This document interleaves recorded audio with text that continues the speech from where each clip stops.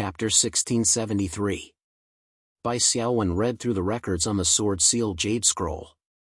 Thanks to the fact that his mastery of spiritual power had reached proficiency level 1, Bai Xiaowen mastered the usage of the sword seal almost instantly. He spat out a trace of true inner force from his fingertips, and the rune circuits arranged themselves according to the sword seal circuits. Soon, a small transparent sword of light was formed, and the sword of light contained his spiritual power imprint. Just as Bai Xiaowen was experiencing the characteristics of the sword seal technique, Qinrong was extremely shocked. "You? How did you master the sword seal so quickly?" Qinrong was greatly frustrated. Even if it's only a level 1 Dao technique, it's still too exaggerated.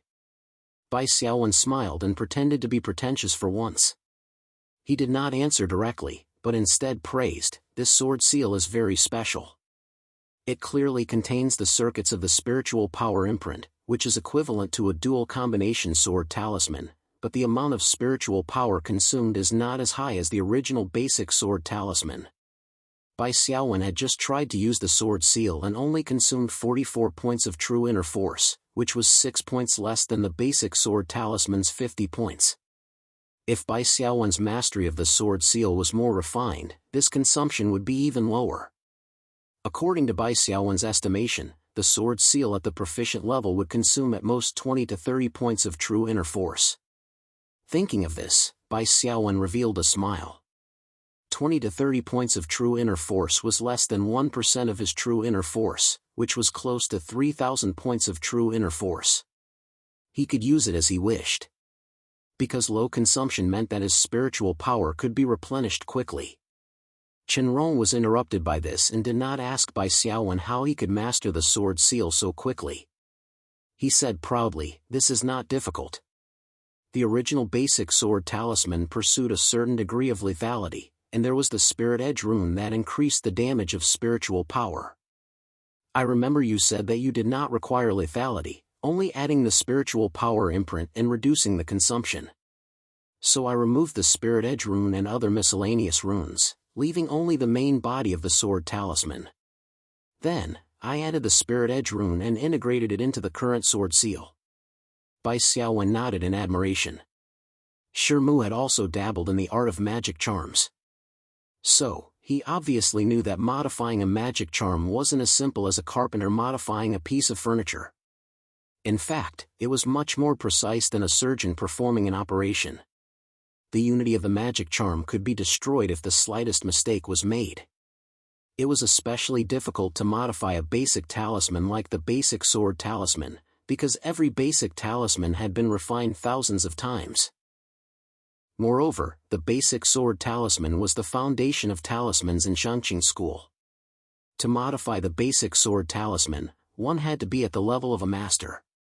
The newly acquired sword seal skill greatly improved Bai Xiaowen. Combined with the teleportation transposition, Flying Thunder God, Bai Xiaowen had unparalleled mobility in battle. Bai Xiaowen did not stay long in Shangqing school. After saying goodbye to Qinrong, he went to Black Sky Peak to take the resonance transmission array. On the way, he gave a portion of the 1,000-mile sound-transmitting talismans to Sid Delifa and returned to his territory with the rest of the sound-transmitting talismans and flying crane messenger talismans. "Captain, you're back?" Han Su, who was forging equipment in the blacksmith shop, greeted Bai Xiaowen when he saw him return. Bai Xiaowen saw that the territory was operating normally and that the busy citizens were still unaware of the dark clouds of war. He nodded slightly and said to Han Su, "Old Han, let's have a meeting." When Han Su saw Bai Xiaowen's serious expression, he knew that something big had happened and hurriedly went to find his other friends who were cultivating in seclusion. "It seems that everyone has returned safely from the dinosaur planet." "That's good." Bai Xiaowen didn't need to ask. If someone didn't return, Han Su would definitely tell him immediately.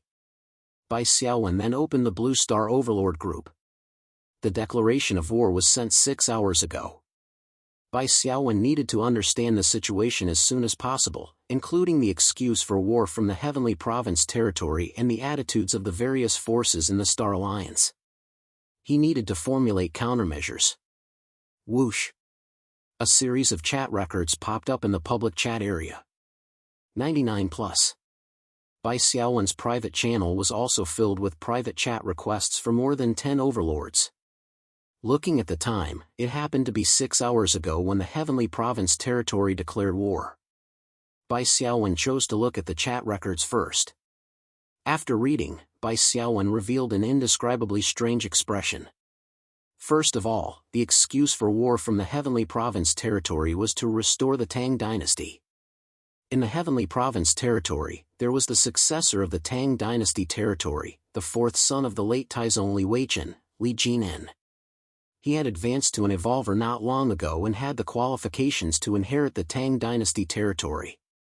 Just as I guessed, the Heavenly Province territory's excuse for declaring war is the remnants of the Tang dynasty territory, not because of Yuan Lin's death on the dinosaur planet. Bai Xiaowen continued reading. All the overlords could see that the Heavenly Province territory had an ulterior motive. Restoring the Tang dynasty territory was fake, and the real reason was to snatch a vassal territory.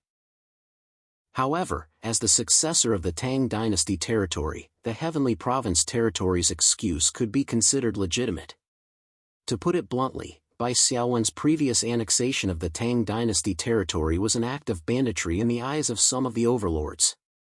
If Bai Xiaowen hadn't annexed the Tang dynasty territory and had used a gentler method to turn the Tang dynasty territory into a vassal territory, or even made Li Jinan a puppet overlord, no one would have said anything. Apart from benefiting, Bai Xiaowen would also gain a good reputation. Sometimes, the world was just so dastardly. Of course, there were also overlords that supported Bai Xiaowen, but there were very few of them, such as the Wushou territory of the Queen Bee. Another overlord that Bai Xiaowen hadn't expected was the Great Xia territory. Xia Feng, who rarely spoke in the group, actually sent a message in at the Heavenly Province territory Lord Mengchuan, saying, "If you dare to hit me, I'll hit you." This short message was like a sudden clap of thunder, causing the overlords to be thrown off their feet. Many of the veteran lords were blown out of hiding. Mengchuan was so angry that he sent many question marks in a row. Xia Feng only replied briefly and explained the reason: "Lu Wang saved my subordinate." The overlords sighed. They didn't expect Lord Lu Wang to be so lucky, and they didn't expect Lord Xia Feng to value his subordinate so much. In the eyes of the overlords, saving one of their subordinates was just an ordinary favor. It was on a completely different level compared to the enormous cost of a territorial war. However, Xia Feng was stubborn. Mengchuan couldn't do anything about it, even though he secretly cursed Xia Feng for being paranoid. Xia Feng's words on the Blue Star platform should have a lot of weight. It seems that this matter can be resolved without a war. But why are there so many unread messages? Something's not right. Bai Xiaowen continued to scroll down and quickly found an even more shocking message. "Xia Yan, Great Yan, Little Feng, don't go overboard." This message seemed ordinary, but the key was the person who said it. This person was the core territory of Pan-Asia, the leader of the Great Yan territory, Xia Yan. Chapter 1674. Xia Yan, the master of the Great Yan territory, the uncrowned king of the Pan-Asian Alliance, and one of the three giants of the Blue Planet Evolver platform. Every title was enough to instill fear in every Evolver's heart.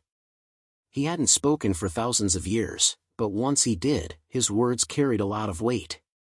Because of Xia Yan's words, Mengchuan, the lord of the Heavenly Mansion, who had originally planned to give up, suddenly had a backbone. At the same time, dozens of lords jumped out to speak. They all supported the Heavenly Mansion and claimed that this was a righteous action. They were all members of the Pan-Asian Alliance. Xia Yan's influence was evident. No one dared to be disrespectful to him. Only one person was an exception. In the face of Xia Yan's tone, which sounded like he was lecturing a junior, Xia Feng just calmly replied, "Got it." Group message: Xia Feng, Great Xia declares war on Mengchuan, Heavenly Mansion. Bai Xiaowen's gaze froze. This was already a few hours ago, but he could still feel Xia Feng's arrogance from between the lines. "Teach me a lesson?" "You're not worthy." Xia Feng didn't give Xia Yan any face. From the timestamp of the group message, after Xiaofeng declared war, no one spoke for at least 5 or 6 minutes. Almost all the active lords were scared stiff. After a few minutes, the lords spoke one after another. Some tried to persuade Xiaofeng, we're all members of the Pan-Asian Alliance. Why get angry over an outsider? That's right. After all, Lord Mengchuan is upholding justice for the orphan of the Great Tang territory. Xiaofeng, you can't side with an outsider. There were also some who gave Xia Yan a way out. Alliance Master Xia Yan, don't bother with Lord Xiaofeng. He's too young and full of vigor. Yes, our Pan-Asian Alliance as a whole. You should think about the big picture. Xia Yan's reply didn't seem angry. I'm already so old. How can I lower myself to the same level as a young man? Little Feng is full of drive and determination. His future is limitless. The rest of the chat records were basically all important lords of the Pan-Asian Alliance coming out to mediate the dispute. The focus of the mediation was, of course, Sky Mansion territory, White Phoenix territory, and Great Tang territory. After all, it had been less than half a year, and there was still a chance for the Great Tang territory to recover. In less than a month, the Great Tang territory would never recover. At that time, it would really become history. Not to mention Li Jinan, the heir. Even if Li Weichen came back to life, it would be useless. In the end, Meng Chuan took the initiative to propose a reasonable solution. Duel! The Heavenly Mansion territory and the White Phoenix territory each send a representative to participate in the duel. If Heaven's Sanctum won, White Phoenix Hill would have to give up the Great Tang territory, restore the boundary marker of the Great Tang territory, and hand it over to the successor of the Great Tang territory, Li Jinan. If the White Phoenix territory won, the Heavenly Mansion territory would give up on declaring war on the White Phoenix territory. Because Bai Xiaowen was not present, this solution was temporarily undecided. However, duels were also the most common way to resolve disputes between territories. If a war really broke out, it would be like when the Great Tang territory invaded the White Phoenix territory. The cost of starting a war at the Realm Gate was too great, and very few lords were willing to bear it. Now, everyone was waiting for Bai Xiaowen's reply. This was also the reason why Bai Xiaowen had received so many private message invitations. Bai Xiaowen scanned through the group chat history and only opened the private message list when he saw the latest message.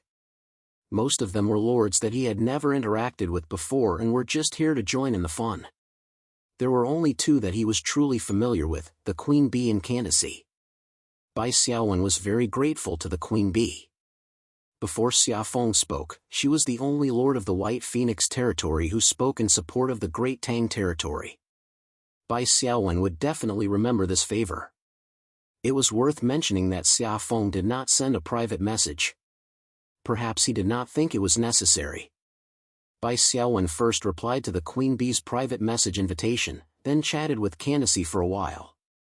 The 2 female lords did not panic when they saw Bai Xiaowen. Instead, they praised him. After being humble, Bai Xiaowen asked for information on Mengchuan's territory.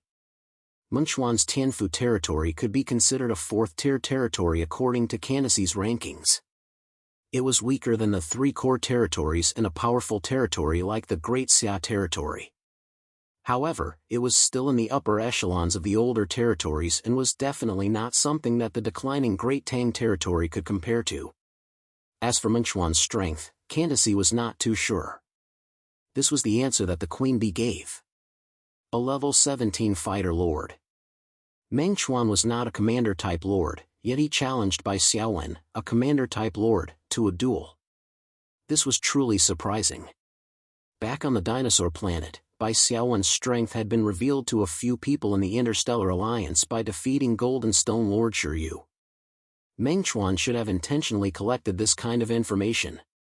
In other words, Mengchuan felt that he could defeat Bai Xiaowen on the dinosaur planet with his own strength and the strength of his territory's army. This was why he was so confident in challenging Mengchuan to a duel. Of course, Mengchuan only proposed the duel because he was pressured by Xiaofeng. To Mengchuan, the most stable strategy was to suppress the border with his army and defeat White Phoenix territory with Tianfu territory's many years of accumulation. After Bai Xiaowen ended the private chat, he sent a message in the public chat. He first tagged Mengchuan, Tianfu. LV Wang, White Phoenix, Lord Mengchuan, your duel proposal is complete nonsense. A single stone stirred up 1,000 ripples. The silent lords instantly surged, and their avatars lit up one after another. Mengchuan, Tianfu, watch your words, newcomer. LV Wang, White Phoenix, your proposed duel lacks sincerity. You won't lose anything if you lose. You just have to give up on declaring war? What kind of logic is this? Mengchuan, Tianfu, but the Great Tang territory you took over isn't your territory. You took it by force. You won't lose anything if you give up on the Great Tang territory. LV Wang, White Phoenix, nonsense. From what I know, Tianfu territory annexed 2 new territories. Why didn't Lord Mengchuan want to return the land to them? Now you're playing the role of the messenger of justice. Not only did Great Tang territory fail to annex my territory, but it was also annexed by me. They only have themselves to blame. There's no need to talk about what's right and what's wrong. Everyone knows this very well. Mengchuan, Tianfu, what do you want? LV Wang, White Phoenix, the duel is fine. But if you lose, you have to pay a price equal to the Great Tang territory. This is what you call a duel. This is fair. I want to choose one of your vassal territories and put it under the White Phoenix territory. Mengchuan, Tianfu, you're dreaming. Xia Feng, Great Xia, LV Wang is right. A duel is only fair if the stakes are balanced. Mengchuan, if you don't even have the courage to gamble, then what's the point of proposing a duel? The lords group instantly became lively. Mengchuan felt bitter. The Lord of Dian's support that he had been waiting for never appeared. Chapter 1675. However, Mengchuan would become the laughing stock of the Blue Star overlords if he were to back down due to the circumstances. Many overlords would mock him either openly or secretly. As a veteran overlord, he was actually afraid of losing to a new overlord, who had joined the Star Alliance for less than a year. Mengchuan also believed that he wouldn't lose to LV Wang no matter what. However, when he saw that LV Wang wasn't afraid of his duel proposal, he started to have second thoughts. However, if he took a step back and thought about it, maybe the other party didn't have any tricks up his sleeve and was just trying to scare him away.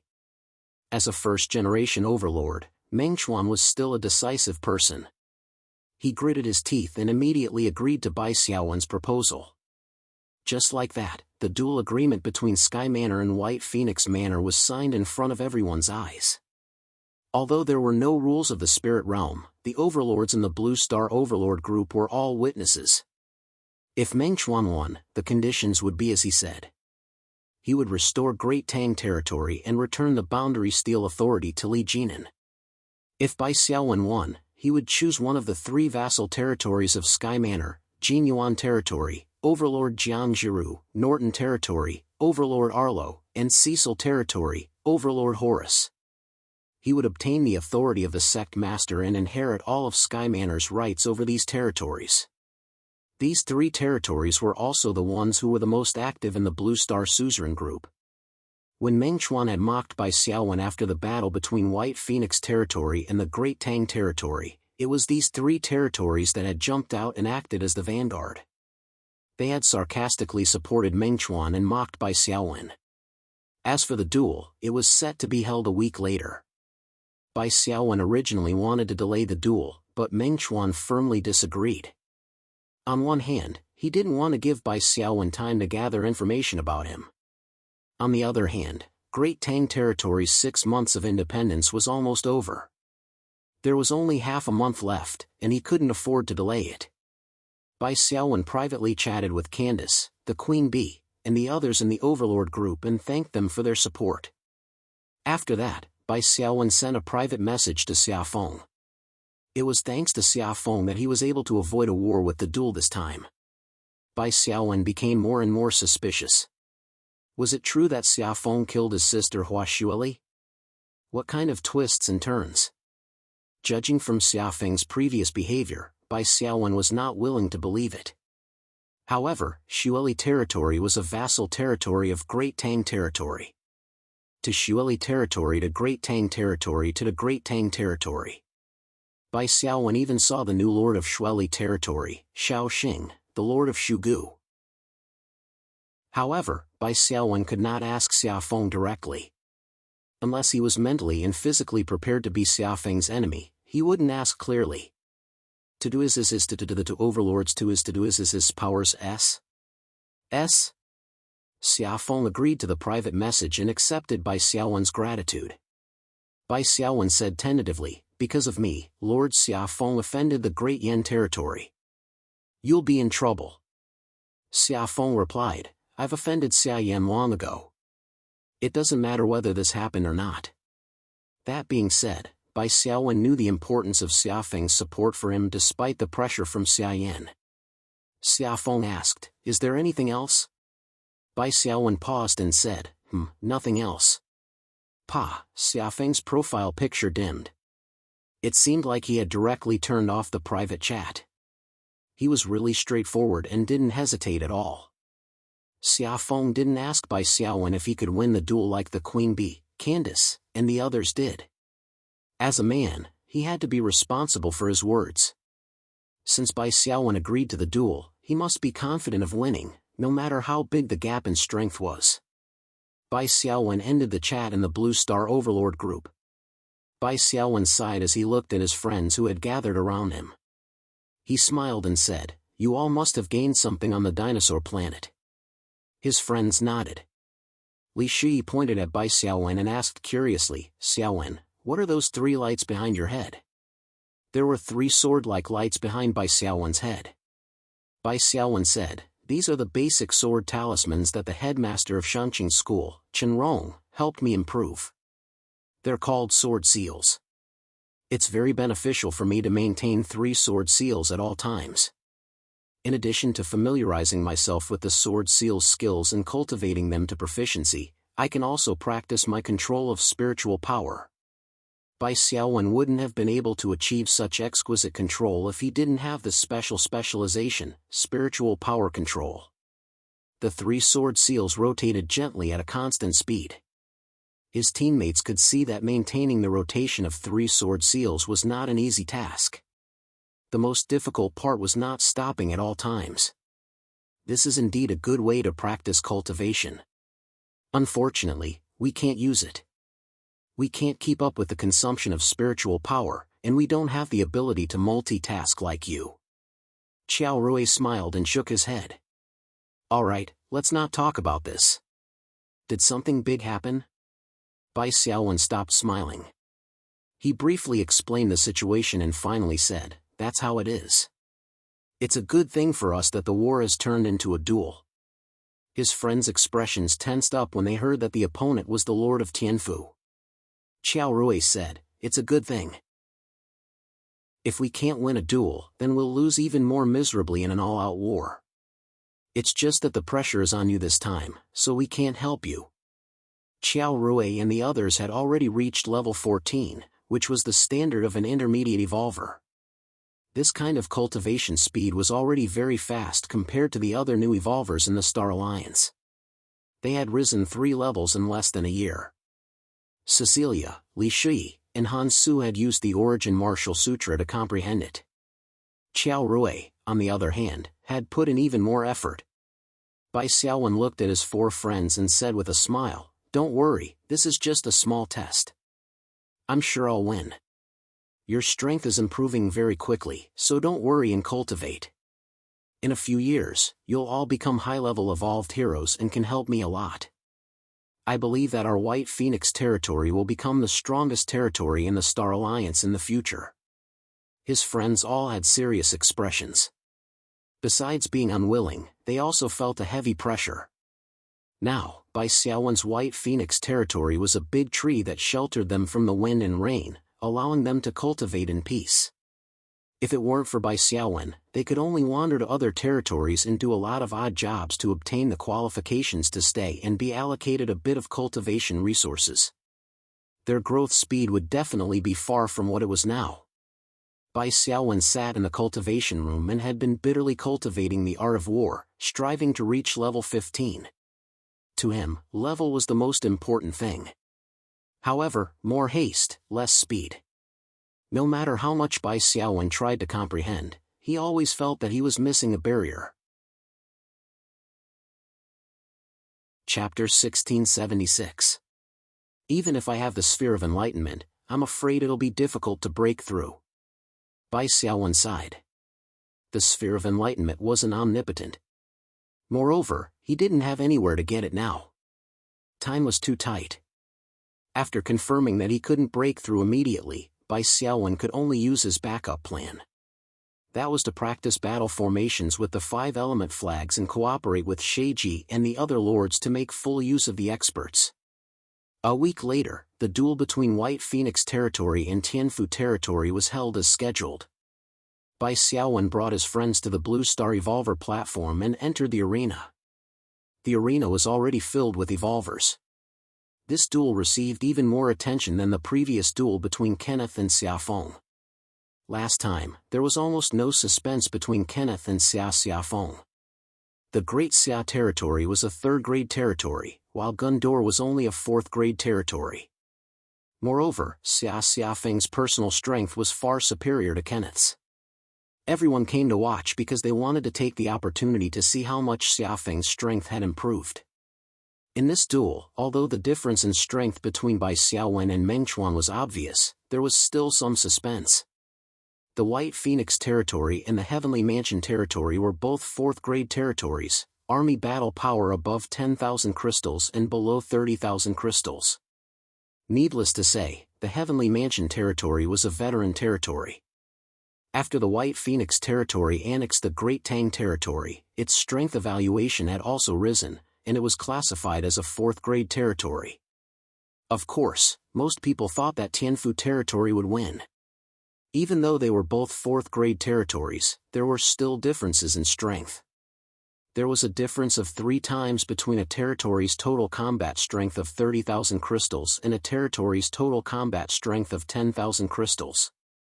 After all, White Phoenix territory had only been promoted for less than a year, and it was barely classified as a 4th-grade territory.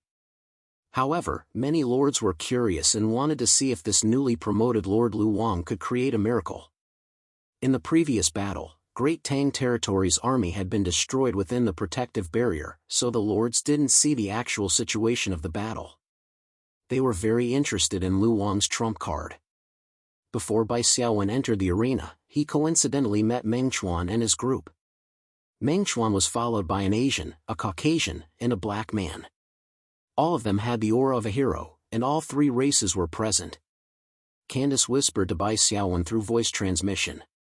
These 3 hero-class evolvers were the lords of Meng Chuan's vassal territories. The Asian was Jiang Jiru, the Caucasian was Arlo, and the black was Horus. It was obvious that none of them were first-generation Lord-class monsters because they weren't Lord-class monsters yet. They were definitely puppets that Meng Chuan had personally raised. In addition to these 3 people, there were also some followers of the Heavenly Mansion. What was worth mentioning was that the heir, Li Jinan, was also following Meng Chuan with 2 other people. One of them was a white-haired old man. He was the former state preceptor of the Great Tang, Fu Jing. Meng Chuan crossed his arms and snorted. Lu Wang, you've taken over my son Li Jinan's territory.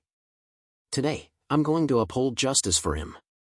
Li Jinan was also very cooperative. Thank you, Godfather. Bai Xiaowen glanced at it. Li Jinan's strength was very weak. He was only a standard level 11 template.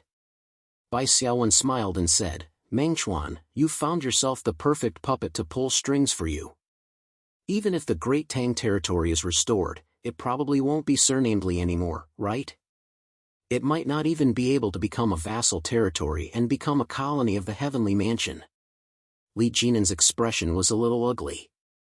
He secretly glanced at Meng Chuan, hoping that Meng Chuan would promise him something in this situation. Meng Chuan snorted and said, This is a family matter between us father and son. It has nothing to do with outsiders. What a joke. How could Meng Chuan give Li Jinan any leeway just because of a momentary loss of face? A vassal territory was obviously not as comfortable as a colony. Behind Meng Chuan, Horace, Cecil territory, said, Lord Meng Chuan is Li Jinan's godfather. It's only right for a father to take back what belongs to his son. Lord Lu Wang, it's better for you to obediently hand over the territory. As soon as the black man spoke, the Caucasian Arlo, Noryantan territory, and the Asian Jiangjiru, prime elevation territory, beside him also chimed in and mocked by Xiaowen. That's right. Fortunately, Lord Meng Chuan is a righteous man and upholds justice. Otherwise, your banditry wouldn't have gotten away with it. Lu Wang, you're so stubborn. You even dare to challenge Lord Meng Chuan. You're just asking to be humiliated. Behind Bai Xiaowen, Li Shi and his other companions naturally retorted. Bai Xiaowen, on the other hand, remained calm. The lords of these vassal territories basically didn't have much autonomy. It wasn't that they were shallow enough to want to offend Bai Xiaowen. It was just that they were pressured by Meng Chuan and had to express their attitude. As his strength and the number of experts under his command grew, Bai Xiaowen gradually gained the calm demeanor of a leader.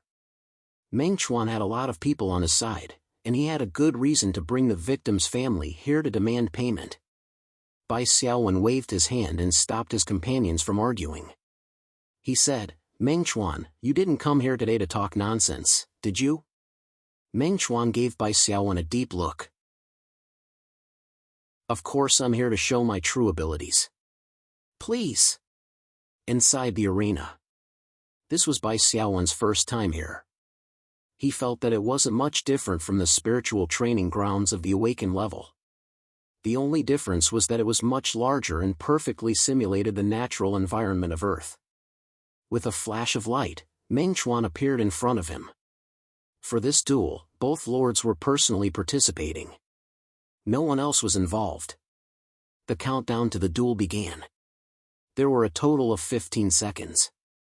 Bai Xiaowen narrowed his eyes and sized up Meng Chuan. He had already seen Meng Chuan's strength.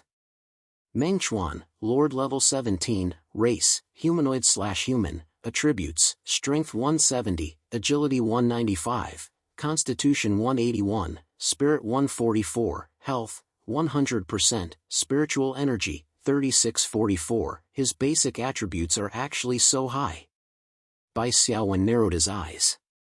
Meng Chuan's strength, agility, and constitution were all close to 200 points apart from spirit. Of course, basic attributes weren't everything. The most important thing was the amount of spiritual energy. Bai Xiaowen made a comparison and calmed himself down. Although Meng Chuan's spiritual energy was 3,600 plus, it wasn't much of an advantage compared to his own spiritual energy, which was close to 3,000 points. A lord's spiritual energy was very important. This was especially true when summoning a territory's army. The denser the spiritual energy, the shorter the summoning time. The background notification of the duel arena continued to count down emotionlessly. 3, 2, 1. Let the duel begin. Bai Xiaowen and Meng Chuan released their spiritual energy sources at almost the same time and summoned the projection of their territory's military buildings. Bai Xiaowen summoned the projection of the Ho-Tu Flag's military camp. It was a typical ancient Huaxia military camp. Meng Chuan summoned a black pool. One could faintly see black mist swirling around it. Just from the projection of the military buildings, one could tell that the army he summoned wasn't humanoid. Chapter 1677. Many of the lords watching the battle were stunned. Strange, Meng Chuan is actually using a devil to start the battle.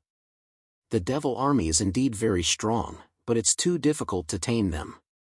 What is Meng Chuan thinking? Shouldn't he be playing it safe in this kind of battle? On the second floor, the Queen Bee, Old Zhong, and Sky Monkey looked at each other. I heard that the Sky Province territory has been attacking the Dark Age plane for a long time. It seems that they have gained a lot. The Queen Bee's tone was serious. Old Zhong nodded. It seems that Meng Chuan wants to use this battle to show off his strength. After all, he was angered by Lord Xiaofeng and almost lost all face. Sky Monkey was stunned. Then didn't Lord Luwan become Mengchuan's target to establish his might? In the dueling arena, Bai Xiaowen narrowed his eyes and stared at the black mist pool projection opposite him. It's different from what I know. But judging from the strength of the spirit medium he used, it should be quite weak. Let's observe first. Bai Xiaowen only had Sheiji by his side. Sheiji's existence was no secret. Sheiji had already appeared when he fought Shiryu on the dinosaur planet.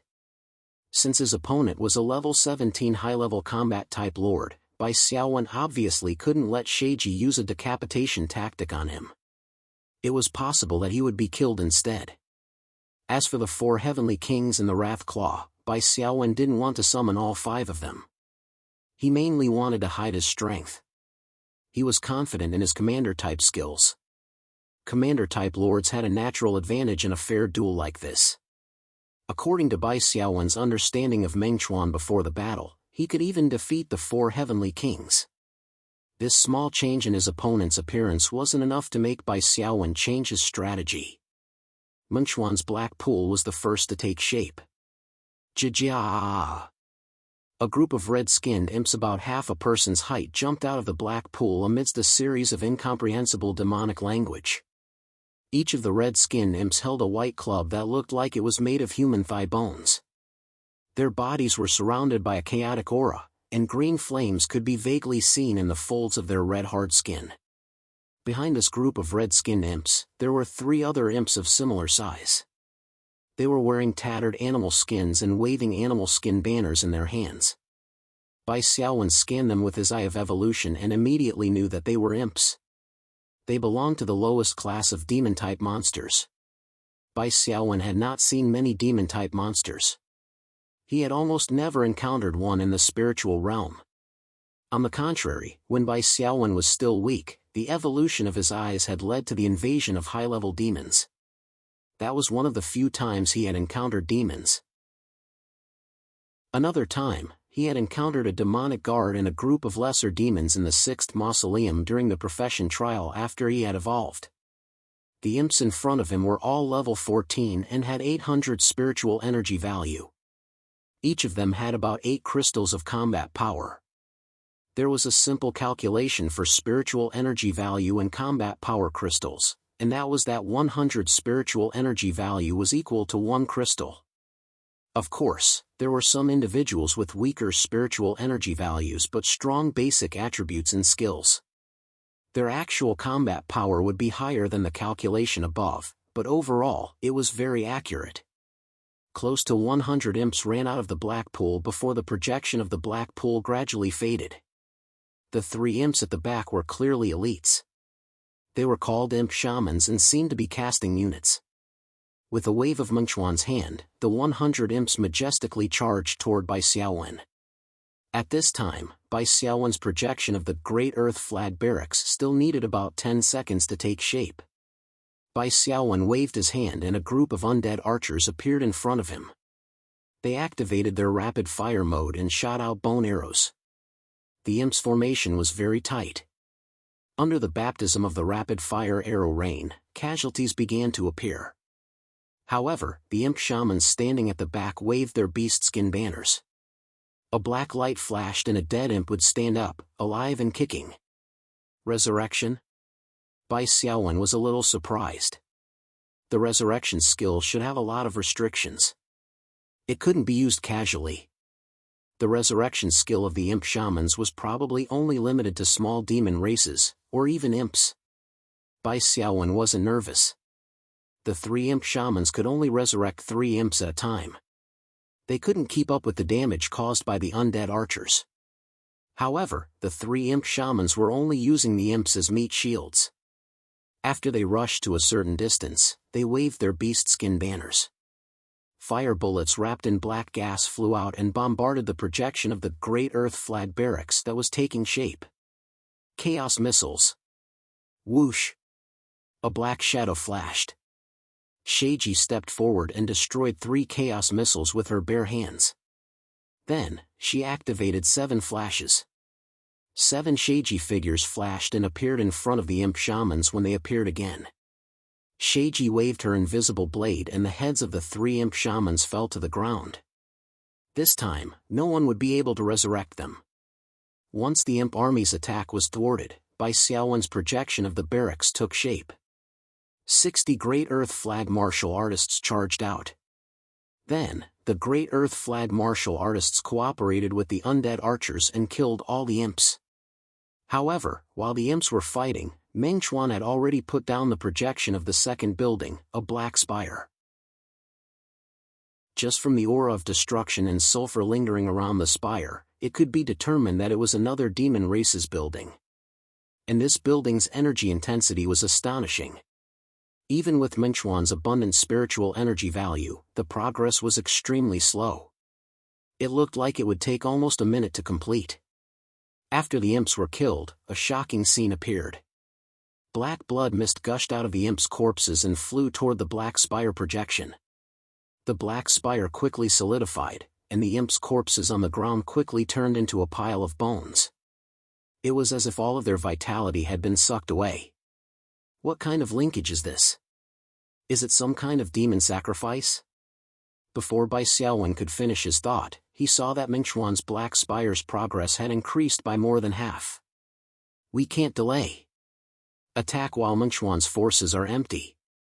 Bai Xiaowen used a second spiritual medium to summon the projection of the Great Wood Flag's barracks. He himself led the Great Earth Flag and charged forward. After approaching Meng Chuan, he immediately activated his spiritual energy materialization. Yellow light rose from the surface of every Great Earth Flag martial artist's body and condensed into a huge golden armored giant above their heads. The golden armored giant wielded a giant staff. Under Bai Xiaowen's control, the materialized golden armored giant swung its staff at Meng Chuan. Meng Chuan chuckled. His body expanded like a balloon and turned into a 2-meter-tall giant with bronze-colored skin. He raised his arm, and a layer of bronze-colored light condensed on his forearm. With the strength of a level 17 Lord of Melee, Meng Chuan forcefully resisted the spiritual energy materialization attacks of 60 Great Earth Flag martial artists. Chapter 1678. Clang. With a loud sound, the golden armored giant's staff hit Meng Chuan. Meng Chuan's body shook as he took half a step back. The spiritual energy in his body trembled as he sneered, "Is this all you've got?" Bai Xiaowen could tell that Meng Chuan was just being stubborn. The circulation of his spiritual energy was slightly disrupted. In wuxia terms, his meridians were shaken. At the very least, he was slightly injured. This was a spiritual energy manifestation. It was the combined attack of 60 mid-level elites, a leader, Thick Earth Flag Commander, and Bai Xiaowen, a level 14 Lord, as the leader. Although Meng Chuan was a level 17 Lord, it wasn't easy for him to block this attack. However, Meng Chuan's attack was worth it. He had finally bought enough time for the Black Spire to take shape. "You're finished, LV Wang. Come out, Dark Mummy." A skinny bald man with a shriveled body covered in bandages floated out of the Black Spire's projection. He looked like he could be blown away by a gust of wind. Then, a second, a third, Dark Mummy, a rare elite troop. They were level 17, and each of them had 20 crystals of energy. There were a total of 100 of them. The Dark Mummy was obviously a magic class. It raised its hand and threw out a ball of black skeletal energy. Bai Xiaowen's eyes suddenly narrowed, and he raised his hand to summon a zombie dog to block this spell for a Ho Earth Banner martial artist. Chi-chi, with the sound of corrosive acid, the zombie dog's body quickly festered and turned into a white skeleton in the air, falling to the ground. Bai Xiaowen's pupils shrank. The zombie dog was a level 14 normal. Its defense wasn't bad, but it was killed by a single spell from the Dark Mummy. There were a total of 100 Dark Mummies in the Black Spire's projection. Change formation. Sturdy wall formation. Bai Xiaowen immediately waved his command flag. The Thick Earth Flag martial artists immediately changed into a defensive formation. The spiritual energy manifestation above their heads also changed from a stick-wielding golden-armored giant to a shield-wielding one. Whoosh whoosh, 100 dark mummies attacked at the same time. The dense black skeletal energy formed a rain of magic arrows. Clang! Bai Xiaowen manipulated the spiritual energy concretion and abruptly smashed the giant golden energy shield into the ground in front of him, building a solid shield wall. The rain of magic arrows hit the shield wall, creating ripples. The golden aura energy of the golden-armored giant continued to weaken. Both sides were locked in a battle of attrition. Meng Chuan chuckled as he thought to himself, how are 60 intermediate elites going to fight my 100 high-rare elites? I'll crush you to death with a normal attack. Fortunately, Bai Xiaowen was a commander-type lord. He had the impregnable wall formation and spiritual energy concretization, which maximized the use of the army's spiritual energy. Otherwise, there would have been casualties, and the defeat would have happened in the blink of an eye. However, the difference in power was still too great, and no matter how the Dark Mummy army bombarded them, the Great Earth Flag would be the first to fall. Sheiji made her move once again. She dashed forward, wanting to enter the Dark Mummy army's defensive line and start a massacre. However, Meng Chuan, who was also a lord of combat, and a high lord at that, raised his battle axe and blocked Sheiji's attack. Sheiji used 7 flashes again, but unexpectedly, Meng Chuan used all his strength and smashed his battle axe into the ground. The earth trembled, creating ripples in space. Soon, the 7 Sheiji figures were completely destroyed, leaving only Sheiji's true body behind. She had no choice but to retreat. Spatial oscillation, Bai Xiaowen sucked in a breath. This wasn't the first time that Sheiji's 7 flashes had failed. It had also failed once when he fought against Golden Stone Lord Shiryu. It seemed that these powerful lords of combat all had a way to deal with 7 flashes, and that was the spatial oscillation technique just now. He didn't know how they managed to master it. Meng Chuan held his battle axe and stood in front of the Dark Mummy army to protect them.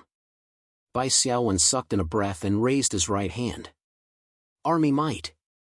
A gigantic illusion of a bloody sword and saber appeared above the Great Earth Flag martial practitioners' heads. At a glance, it looked like a bloody Azura battlefield. The Dark Mummy army's movements clearly paused. They were intimidated by army might and slowed down a bit. This way, the Dark Mummy army's offensive was slowed down by a few levels, and Bai Xiaowen's side could endure it. The spirit energy manifestation, the golden armored giant, which had been smashed into a half-kneeling position by the countless dark skeleton energy bullets, stood up again. The Great Earth Flag martial practitioners maintained the impregnable wall formation and advanced step by step. The golden armored giant above their heads also advanced with its shield raised. As the distance closed, Meng Chuan couldn't remain calm anymore. As a long-range magic-type army, he obviously couldn't let these Huaxia martial practitioners get close to him. Otherwise, he would be as miserable as an archer being closed in on by a cavalry. It didn't matter even if he had the level suppression. Not bad. Meng Chuan gritted his teeth and put down the 3rd spirit medium. Although the source of spiritual energy was very precious, this gamble was too big. One entering and one exiting were 2 vassal territories. It was worth it to spend more spirit mediums. As long as he could win, he could earn back everything he had. Black energy filled the air. This time, the projection of a black mausoleum appeared. The dark mummies let out miserable howls. Their bodies quickly turned into black energy and flew into the mausoleum projection, leaving behind a pile of dirty bandages. Meng Chuan's expression was fierce. Mass sacrifice. Summon the Dark Pharaohs. Bai Xiaowen's heart tightened. The Dark Pharaohs were obviously an army stronger than the Dark Mummies. They actually needed mass sacrifice to summon them. At this point, Bai Xiaowen also understood that he couldn't hide his newfound strength any longer. Cross realms and summon the 4 heavenly kings. Bai Xiaowen heaved a sigh of relief and raised his palm toward the sky. The 4 heavenly kings were essentially summoned creatures in Bai Xiaowen's death's appearance. Even if they were thousands of miles apart, or even if they were in two different planes, they could still be summoned. As long as there wasn't a particularly powerful barrier, formation, blocking them. Of course, there was a difference in the distance. If the four heavenly kings were in the summoning space of Death's appearance, he could summon them immediately. But now, the four heavenly kings were in the Shao plane, so he would need to spend some time to summon them. However, it wouldn't take too long. It was roughly the same amount of time as when an evolver entered the spirit realm. There was also something else that needed to be explained. The four heavenly kings used their clan leadership skills to create undead slaves. Bai Xiaowen had no way of summoning them. They didn't belong to Death's appearance. When Meng Chuan was halfway through summoning the Dark Pharaoh's mausoleum, a vortex appeared in the sky. It looked like a spatial tunnel or a dimensional door. The only difference was that this vortex was black. 3-meter-tall imposing figures flew out of the vortex. They had powerful Lord-class auras. Chapter 1679. In the dueling arena, all the lords watching the duel were speechless. Meng Chuan's hidden strength was already shocking enough. Many lords even believed that Meng Chuan's territorial army must have grown exponentially after conquering the Dark Age dimension and achieving great results. They believed that he had reached the level of a third-grade territory, which was enough to stand shoulder to shoulder with powerful territories such as Quill territory and Newcastle territory. Meng Chuan's performance was also very eye-catching. By sacrificing allies, he could allow high-level elite troops and even high-level commander troops to enter the arena as quickly as possible. It could be said that he had an absolute advantage in a duel between lords. However, what in the world were the four lords that Bai Xiaowen summoned? Anyone with a discerning eye could see that these four lords weren't summoned through spiritual projections. They were most likely summoned creatures by Bai Xiaowen himself. How could one person summon so many lord-level summoned creatures? This caused those who believed that Sheiji was Bai Xiaowen's strongest trump card to drop their jaws. He could summon 5 lords in the blink of an eye. In a duel between lords, this could no longer be described as an advantage. It was an absolute victory. Unless the opponent was as powerful as Lord Xiafeng, who could withstand the combined attacks of multiple lords and protect his spiritual projection. Otherwise, who could possibly endure it? The moment the 4 heavenly kings appeared, the outcome of the duel was already decided. The timing that Bai Xiaowen chose was fatal. Meng Chuan's dark mausoleum projection hadn't taken shape yet. Half of the Dark Mummy army had already been sacrificed. He wasn't a commander-type lord, so he couldn't command the Dark Mummy army to effectively attack and defend. He could only let these precious high-level elite troops fight on their own. The damage they could cause was very messy. The 4 heavenly kings charged into the Dark Mummy army's formation from 4 different directions and started a massacre. Meng Chuan wanted to stop them, but Bai Xiaowen controlled the Great Earth Flag's spiritual projection and the golden armored giant to entangle him. The Dark Mausoleum projection was attacked, and its formation was delayed. On Bai Xiaowen's side, the Great Wood Flag's projection had also taken shape. The second Wood-type army entered the battle. Bai Xiaowen multitasked and commanded the Great Wood Flag to get into formation. Soon, another giant wrapped in green energy took shape, the manifestation of the giant Wood Flag's spiritual energy. Even if Meng Chuan was a high-level PvP lord, he still wouldn't be able to withstand such a barrage of attacks. After persevering in despair for a short period of time, he had no choice but to admit defeat. Damn it, damn it. Damn it, damn it.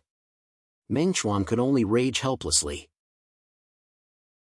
As a leader, Meng Chuan was very good at concealing his emotions and displaying the bearing of a leader. However, the price of losing a vassal territory was too heavy. The losses were so severe that Meng Chuan could no longer maintain his composure. He was filled with regret. If he had known earlier, he wouldn't have agreed to the duel. If he had known earlier, he would have directly attacked the White Phoenix territory. It was obvious that the total strength of the territory's army far exceeded that of the White Phoenix territory. Yet, he chose to settle the dispute through a duel. Who would have thought that this hateful LV Wang actually had so many Lord Tier summon creatures hidden away? It was simply a bug. Cheats. Foul. Everyone could see that Mengchuan's expression was incredibly dark when the two lords walked out of the arena. Bai Xiaowen smiled. Thank you for letting me win. Mengchuan waved his hand and left. Wait, Lord Mengchuan, did you forget about our bet? Bai Xiaowen immediately called out to Mengchuan. He ignored the latter's terrifying eyes that looked as if they were about to devour him and said leisurely, if I win, I can choose one of your 3 vassal territories to take over. This is a contract we made in front of all the lords. You're not thinking of going back on your word, are you? A vassal territory meant a lot of benefits. Bai Xiaowen naturally had to strike while the iron was hot and make this a reality. As for what Mengchuan was thinking and whether or not he wanted to lose face, Bai Xiaowen didn't care. LV Wang, where it's possible to make mistakes, one should be lenient. Mengchuan said coldly. Bai Xiaowen smiled. I believe in another saying more, tolerance will never bring peace. Bai Xiaowen then raised his voice. Lord Mengchuan, you can't be a sore loser, right? Mengchuan felt a lot of pressure under the gazes of so many people in the arena. He simply waved his hand. Of course I won't go back on my word. You choose. I hope you don't regret it. His words were full of threat. Bai Xiaowen didn't care. He just wanted to tear off a piece of flesh from the Lord of Heaven's sanctum. He wanted to tear his opponent into a bloody mess. This was the only way he could make the other lords respect him and prevent more incidents like Heaven's sanctum from declaring war. Would he be able to bury the hatchet with the Lord of Heaven's sanctum just by taking a step back and not making a bet? What a joke! Mengchuan's loss today had caused him to lose face. There was already a grudge between them, so taking a step back wouldn't be a good thing. They would still be enemies. Okay, then I'll choose. Bai Xiaowen smiled as he swept his gaze across the 3 vassal lords of Heaven's sanctum. Jiangjiru, Arlo, and Horus all avoided his gaze. The 3 of them were secretly regretting their actions. Before the duel, they had ridiculed Bai Xiaowen and offended Bai Xiaowen greatly. Who would have thought that Mengchuan would lose? The 3 of them were all hero-class players. They had always been better off than other hero-class evolvers because they were lords. Although being a vassal lord didn't sound good, many people couldn't become one even if they wanted to. Now, they were done for. Whoever's territory was chosen by Bai Xiaowen would definitely lose their lord position. This was obvious. How could Bai Xiaowen let his former enemy become a vassal lord? I've made my choice. I want Prime Rise territory. Bai Xiaowen had actually investigated the situation of the 3 vassal lords in advance. The citizens of Prime Rise territory were basically all abducted from the ancient Huaxia plain. They complemented White Phoenix territory to a certain extent, so they were the most suitable for each other. Prime Rise territory's lord, Jiangjiru, lowered his head and didn't say anything. He looked as if he had lost his parents. On the other hand, Black and White, Horus and Arlo, looked relieved and sympathetic at the same time. Bai Xiaowen walked in front of Jiangjiru and said, Prime Rise territory lord, let's start now. Pass on your authority, to me. No matter how unwilling Jiangjiru was, he had no choice but to do so. The 2 beside him, Horus and Arlo, didn't even dare to look at Bai Xiaowen, let alone ridicule him. Who knew when they would face a situation like Jiangjiru's? Bai Xiaowen had won their respect imperceptibly. After Bai Xiaowen obtained the authority of Prime Rise territory, the laws of the spirit world quickly notified him. Since Bai Xiaowen was already the lord of White Phoenix territory, he couldn't hold the authority of 2 territories at the same time. He had to deal with one of the territories within 24 hours. The way to deal with it was the same as before.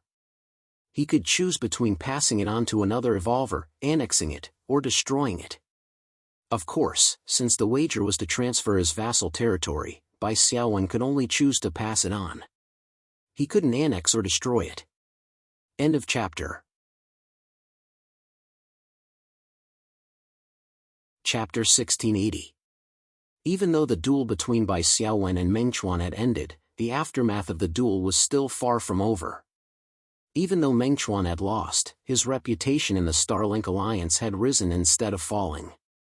The lords were all discerning people. Naturally, they could tell that Meng Chuan's loss to Bai Xiaowen wasn't due to his lack of combat skills. His ability to tame those wild, chaotic, and evil demon races had already greatly increased the strength of the Heavenly Province territory. Many people believed that Meng Chuan could still be considered a third-tier territory. The demon army's destructive power was basically the strongest among all the races. Only the dragon race could rival them. However, it would be even more difficult to form a dragon army. It was completely unrealistic. As for Bai Xiaowen, he had also refreshed everyone's understanding of him. He had summoned 5 lords, the Wrath Claw hadn't been revealed yet, at the same time. A commander-type lord like him was practically invincible in a one-on-one duel. It was important to note that lords who had advanced to the summoner class could directly summon their subordinates to attack the opponent's projection during a duel and gain the upper hand. However, this was also a part of a summoner's strength, so it wasn't against the rules. Under normal circumstances, the opposing overlord could rely on its own strength to block the summoned creatures of the summoning overlord and protect its own military camp projection. However, Bai Xiaowen had 5 lord-tier summoned creatures. His strength was far greater than the average summoning lords. This made his advantage of being the first to strike even more apparent. Even if a top-level Evolver Lord could protect himself from the attacks of multiple lords, it would still be difficult for him to protect the projection from being attacked. After this duel, no one would dare to duel Bai Xiaowen again. Bai Xiaowen still felt that it was quite a pity. However, if his strength was exposed, then so be it. Making his enemies fear him would also reduce a lot of trouble. Bai Xiaowen didn't like to pretend to be weak.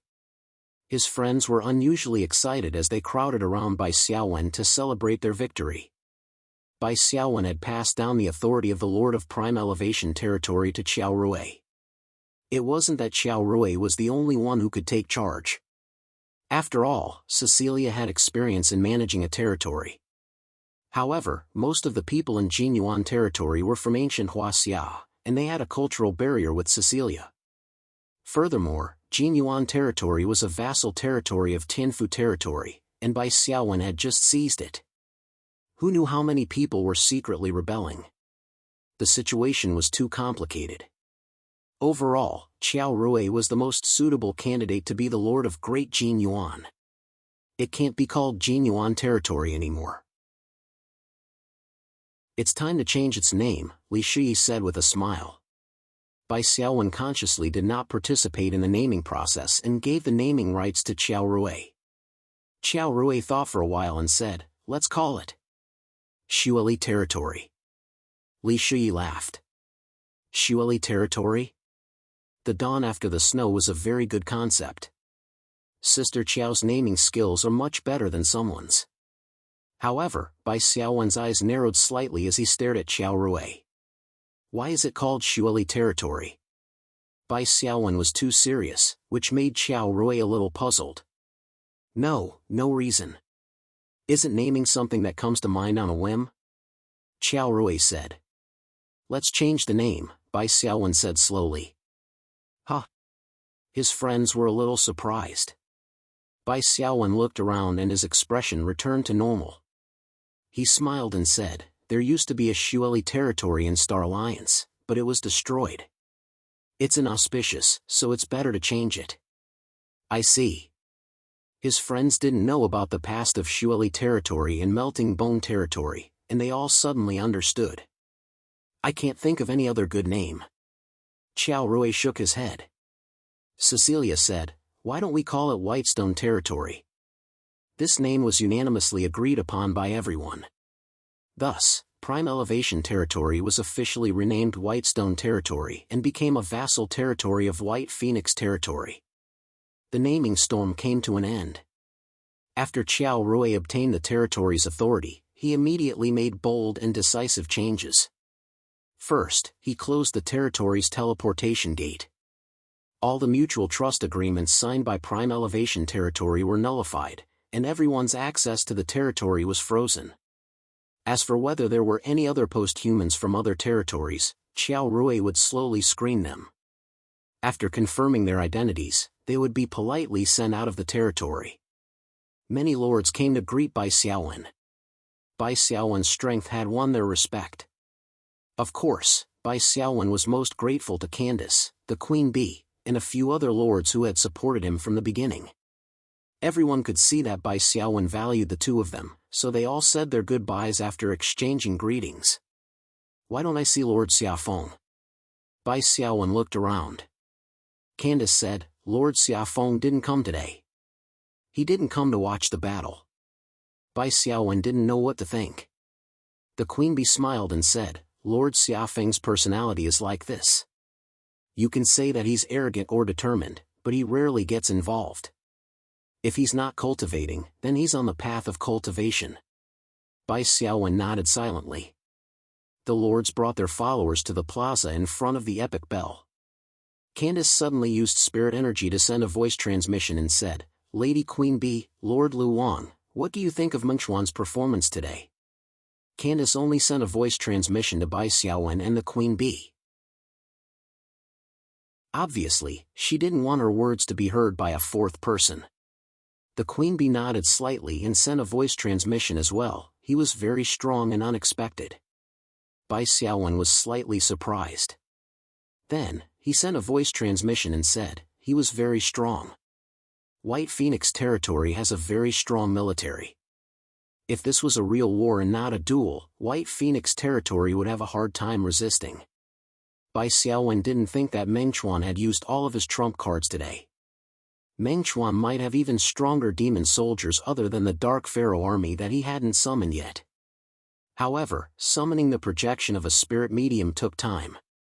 A strong territory's army needed a strong spirit medium, and the stronger the spirit medium, the longer the time needed to summon it. Mengchuan just couldn't use it in a duel. A real war wouldn't have such restrictions. Mengchuan could lead his army and charge straight to White Phoenix territory's protective barrier through the Realm Gate. This duel definitely didn't mean that the conflict between White Phoenix territory and Heavenly Mansion would end. On the contrary, it was just the beginning. Mengchuan had a strong military, but he had lost the duel. How could he accept this? From now on, White Phoenix territory and Heavenly Mansion territory would be enemies for a long time. Although war wouldn't break out immediately due to various subtle factors, the dark clouds of war still existed. Candace said, "Yes, Heavenly Mansion territory has become stronger. I'm sure Lady Queen Bee can't sit still anymore, right? After all, Heavenly Mansion territory and Wuzhou territory are in the same star sector." The Queen Bee said indifferently, "So what if Mengchuan has a way to subdue the demon army? I'm not afraid of him. Wuzhou territory isn't easy to bully either." Candace sighed. "However, Mengchuan's ability to do this is very worrying. Will his demon army continue to grow?" Chapter 1681. Bai Xiaowen quickly understood Candace's meaning after hearing the song. He also understood why Candace had only discussed this matter among the three of them.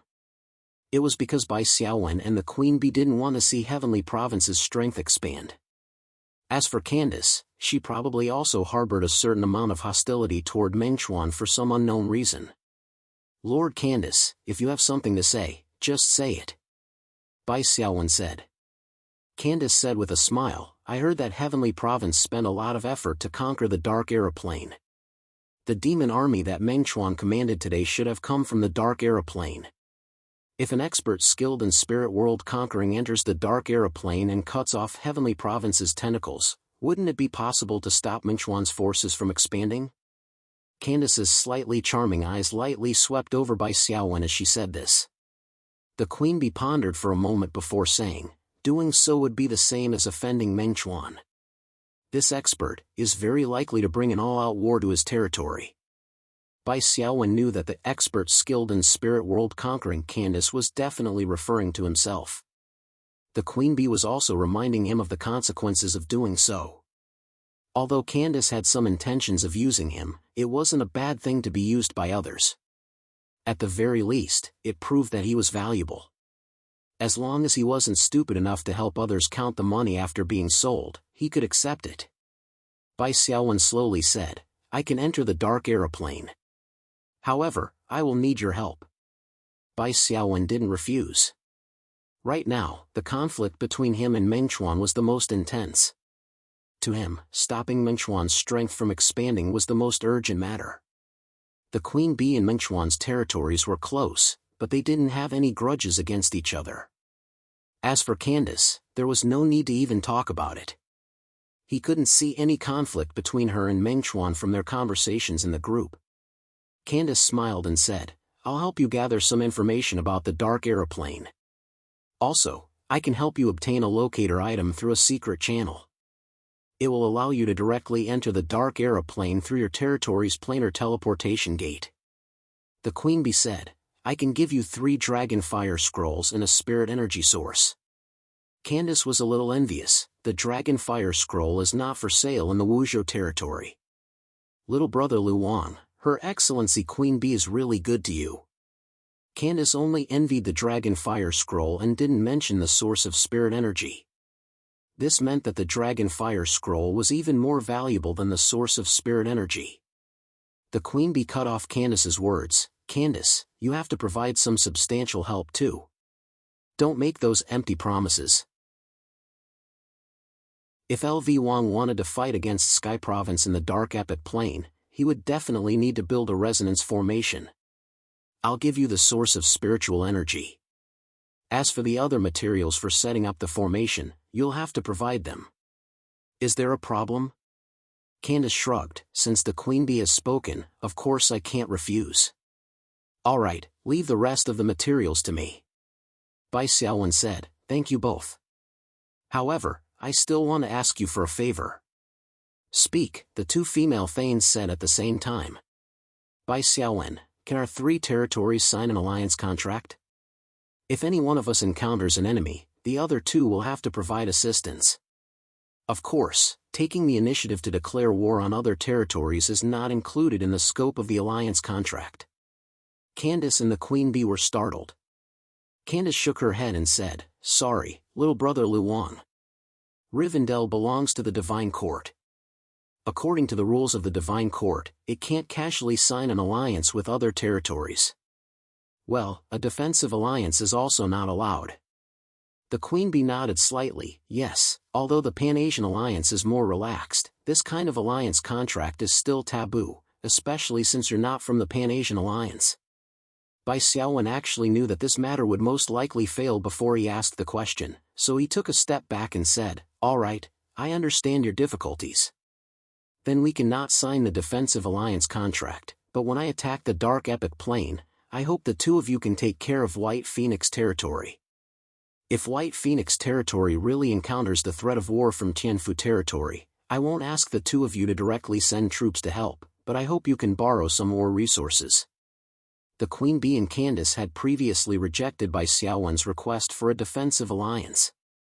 Faced with Bai Xiaowen's request to take a step back, they couldn't refuse. Moreover, if it was just borrowing war resources, it wouldn't affect their neutral status. At most, it would provoke some criticism, which was completely within the scope of their tolerance. After the agreement was reached, Bai Xiaowen took his companions back to White Phoenix territory. Needless to say, White Phoenix territory was decorated with lanterns and streamers to celebrate their victory. However, Bai Xiaowen didn't participate in the celebration and directly announced that he would go into seclusion. In fact, after Bai Xiaowen defeated Mengchuan, he felt that the realm of the art of war had loosened.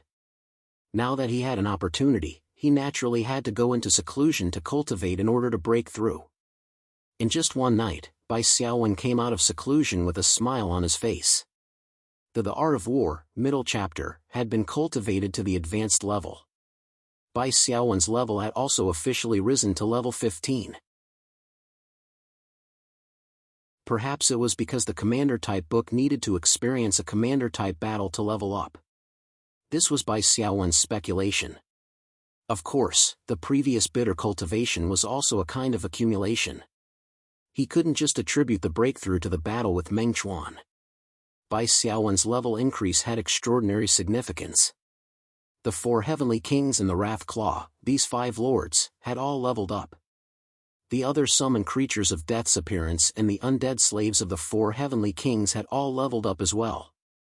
The strength of Bai Xiaowen's subordinates had greatly increased. Of course, Bai Xiaowen's own strength had also increased significantly. He flipped through the notifications of the spirit world's laws. Your class type book, The Art of War, middle chapter, has broken through. It is currently at the advanced level, middle chapter. Your level has risen to level 15. Because the Art of War has tempered your status, your strength, agility, and vitality have increased by 20 points. Your spirit has increased by 12 points. The upper limit of your true inner force has increased by 400 points. Your current upper limit of true inner force is 3,360 points. You have learned the skill, Sacrifice to the Flag. Sacrifice to the Flag, command skill. Kill an enemy and soak their blood in your battle flag. All troops under your command will receive a 10% to 30% increase in damage and movement speed. The specific percentage and duration of the bonus will be determined by the importance, status, of the enemy sacrificed to the flag. This time, the attribute points increased by the Art of War were obviously much higher. It had reached a total of 72 points. He didn't know if it had anything to do with the advanced level of the book, but it was also a good thing to have more attribute points. The other thing was that the command skill, the Sacrifice to the Flag, was obviously very effective. Even if it only increased damage and movement speed by 10%, it was still quite good. He just didn't know how long it would last. Chapter 1682. Now, Bai Xiaowen's attributes on the interface had become 128. Strength, 128, Agility, 135, Constitution, 135, Spirit, 146. Seeing that his spirit was about to be overtaken by strength, agility, and body, Bai Xiaowen was quite speechless. Every time his physical fitness leveled up, it would increase greatly because the increase in spiritual power required a strong physical fitness to withstand it. The increase in spiritual power would first expand the meridians, and then temper the body. Other than a small number of professions that specialized in spells, the physical fitness of high-level evolvers was not weak.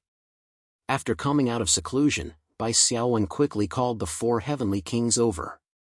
At this moment, the 4 heavenly kings were also inexplicably excited because they had suddenly risen to level 15.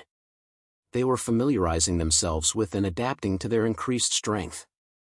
I left the Shaoxing Plain for a week. Did anything unexpected happen in the past few days? Bai Xiaowen asked. Sigdelifa said, everything is normal. The Mongolian army has no intention of going south for the time being, and the Lin Imperial Court has always been under the control of the Shirmi Yuan group. Bai Xiaowen nodded slightly. Our original plan for the Shaoxing Plain has to be slightly changed. We have to free up our manpower to conquer another plain that is more important and more difficult. We will probably set off within a month. Abaddon knelt on one knee. Great ruler, your will is my command. Sigdelifa smiled and said, Master, I like challenges. The Shaoxing Plain is too easy for us at this time. Pudge, mumble, Vladimir lowered his head obediently and asked, Ruler, are you planning to give up on the Shaoxing Plain? Bai Xiaowen shook his head and said, Of course not. The Shaoxing Plain is already in our bag. I plan to create a big incident in the Shaoxing Plain to delay the upcoming war between the Song and Mongol for half a year to a year. This way, after Bai Xiaowen conquered the Dark Age Plain and destroyed the development of the Tianfu territory, he could still continue to push forward the war between the Song and Mongol in the Shaoxing Plain. Sigdelifa asked curiously, Master, what incident do you plan to create? Facing the gazes of the 4 heavenly kings, Bai Xiaowen said slowly, assassinate Genghis Khan. Xiaodinghui's world, Mabe grassland. Genghis Khan's great Mongol Empire had never stopped fighting and expanding since its establishment. In history, the Mongols had launched 3 expeditions to the west, establishing an empire that spanned across Europe and Asia. The Mongols of the Shaolin world were even more powerful than the Mongols of the past because Genghis Khan, Temujin, had always been alive and well. Under his iron fist, all the kings and princes were able to unite as one. As a result, the fall of the Jin state was brought forward by several years. Before destroying the Jin kingdom, Genghis Khan had launched a successful western expedition and conquered the most powerful country in Central Asia, Khorasan. If it were not for the expedition to the west, the destruction of the Jin kingdom would have been brought forward by more than 5 years. The Mongol army of the 13th century was invincible in Eurasia. In Xiao Dinghui's world, it showed this point. The quality of the Mongol army was much better than that of the other countries. Bai Xiaowen was very accurate. As long as he could kill Temujin, his sons would definitely fight each other for the throne, causing internal strife to break out. Before a new Khan was decided, he would not be able to conquer the south. However, killing Temujin was not an easy task. He was already the final boss of the Mongol army. Even in a medium to low difficulty world like Xiao Dinghui, it was very difficult to kill the final boss while surrounded by tens of thousands of soldiers. At the very least, the quest notification in the spiritual realm told Bai Xiaowen that this matter was not simple. Epic Quest, Fall of the Eagle, activated. Quest objective, kill the Great Khan of the Mongol Empire, Temujin. Quest difficulty, a quest time limit, none, equal to the remaining time you can stay in Xiao Dinghui. Quest reward, 2,000 spirit crystals. An epic quest that was even harder than a lord quest. The moment this quest came out, it was almost certain that Temujin's strength was at king level.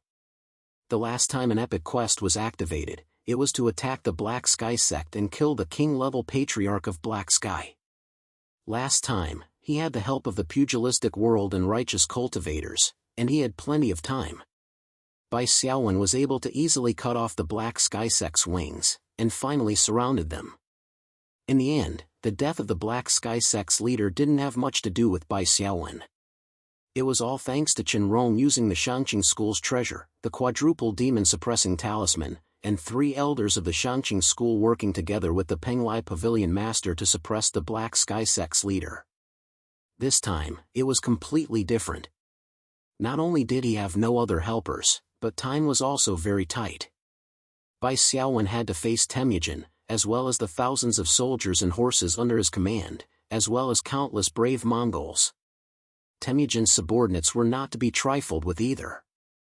Their final boss, Temujin, was a king-level patriarch, and the princes and generals under him were definitely lord-level patriarchs as well. Their strength could be compared to Yang Miaozhen's. Even if they could successfully kill Temujin, they would have to consider how to escape. The Mongol cavalry's chasing ability was not to be underestimated. Within Genghis Khan's golden tent, a military meeting was going on. Khan, we have confirmed the death of Takar. He was ambushed and killed by Southerners at a place called Kaihazhuang. A Mongol general reported. Sitting on the throne, Temujin was a bit short, but he was very muscular and had a ruddy complexion. His hair was slightly white and was tied into small braids at the back of his head. His mustache and small eyes made him look very imposing. If an eagle of the grasslands accidentally falls into a net, it will also be bitten to death by wild dogs. Where is Kaihazhuang? Temujin slowly asked. We will wait for the Mongol army to come down south and slaughter the village to avenge Takar. The general looked a bit embarrassed. Khan, Kaihazhuang is next to Kai province. When you destroyed the Jin kingdom, you had already razed it to the ground. Oh. Temujin nodded. Next year in February, I plan to split my army into 3 groups and attack south. Joki and Taoyui will each lead an army and attack Sizhou and Sichuan. I will lead the main force to attack Xiangfan. These southerners are looking for death by betraying the alliance. Originally, I wanted to go west first and deal with them later. A young Mongol nobleman spoke up. The southerners are very particular about having a good reason. Khan, you can send a messenger to condemn the southerners for betraying the alliance and then go on a crusade. Eagles don't need to follow the customs of mortals. Temujin sneered. Soon, The meeting was over and a Mongol nobleman around the age of 13 or 14 ran into the tent. "Alabuj, what are you doing in Grandpa's tent?" Temujin asked with a loving smile when he saw the young nobleman. This young man's full name was Takar Alabuj and he was the son of Temujin's fourth son, Talyui. Temujin's favorite grandson was called Baldi Mughan. He was very brave at a young age but died in battle during the western expedition to Walizam. Alabuj resembled Baldi Mughan the most, so he was also very much favored by Temujin. Normally, a grandson wouldn't dare to barge into Genghis Khan's tent.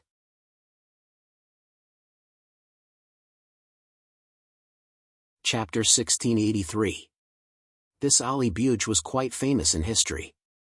He once fought with Kublai Khan for the throne and had the support of 3 Khanates, while Kublai only had the support of 1 Khanate. Later, Ali Buj surrendered and Kublai became the new Khanate. The other Khanates also declared their independence.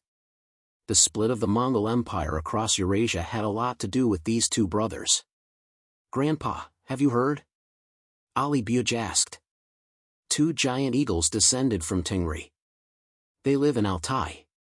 Even the bravest hunters can't harm a single one of their feathers. Tingri, the god of immortality, the god worshipped by the Mongols, Temujin chuckled. "Grandpa has to deal with so many military affairs every day. Where would he find the time to pay attention to such rumors?" "It's not a rumor," Alabuj said seriously, "many herdsmen have seen it. The eagle, which is bigger than a bull or a horse, soars in the sky above Altai Mountain every day." "All right, let's just assume it's true." Temujin smiled. "Ali Buj, what do you want to do? Do you want Grandpa to take you hunting?" Ali Buj nodded seriously. Temujin was a bit tempted. He had been busy with the Western expedition and the destruction of the Jin Kingdom. Now that the Jin Kingdom had just been destroyed and the destruction of the Song Kingdom had not begun, it was a rare opportunity for him to hunt with his grandson. Especially if there really were such eagles, shooting them down would definitely make Temujin's name even more famous across the grasslands and win the support of countless Mongols. Unlike the old Temujin in history, the Temujin in Shaoxing's world was not young, but he was extremely powerful. He had no doubt that he could draw the toughest bow and shoot the fiercest prey. And so, a great Khanate hunting event began. Temujin was not a spellcaster, so he did not notice that his grandson's eyes were shining with a different light. The next day, Temujin led his hunting party to Altai Mountain. Temujin, his several sons, and a dozen or so grandsons were in the middle of the group. They were the noblest members of the royal family. Next to them was a general, Jeeb, and 100 elite Mongol warriors. The Mongolian horses did not travel very fast, but the Altai Mountains were not too far away from Temujin's tent. In just over an hour, they were already in sight. "Grandpa, look!" Alabuj pointed at the distant sky and said excitedly. Everyone cheered in unison. In the sky above Altai Mountain, 2 black spots were circling slowly. Shrieks could be heard from time to time. If such a large black dot could be seen from so far away, what would happen when they got closer? Temujin's interest was also piqued. "Brother Ali, you're right," he laughed. "These 2 eagles are even bigger than horses." He looked back at the team and said loudly, "Whoever can shoot down 2 giant eagles will be the best warrior on the grassland." More than a dozen descendants and 100 Mongolian warriors raised their scimitars, bows, and arrows in response. Temujin then looked at Jeeb and said with a smile, "You can give it a try too." Jeeb shook his head stiffly. "I'm only responsible for protecting the Great Khan."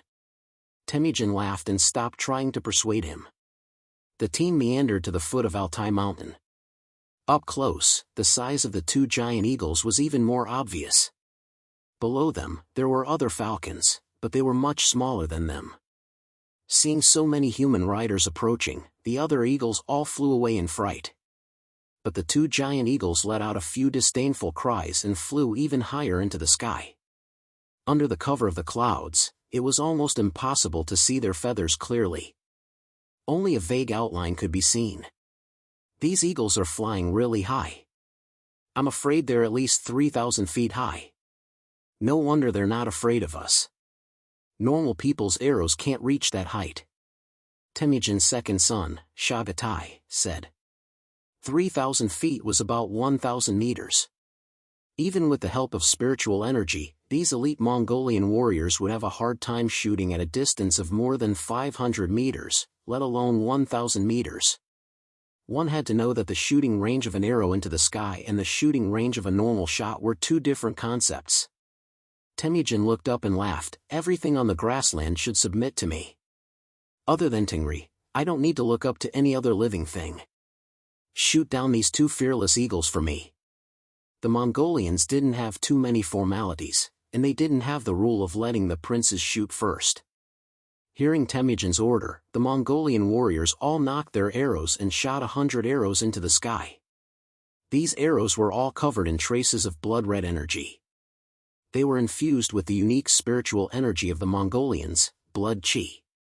In reality, this type of blood qi was very similar to the do qi used by warriors in Western fantasy, but there were some differences.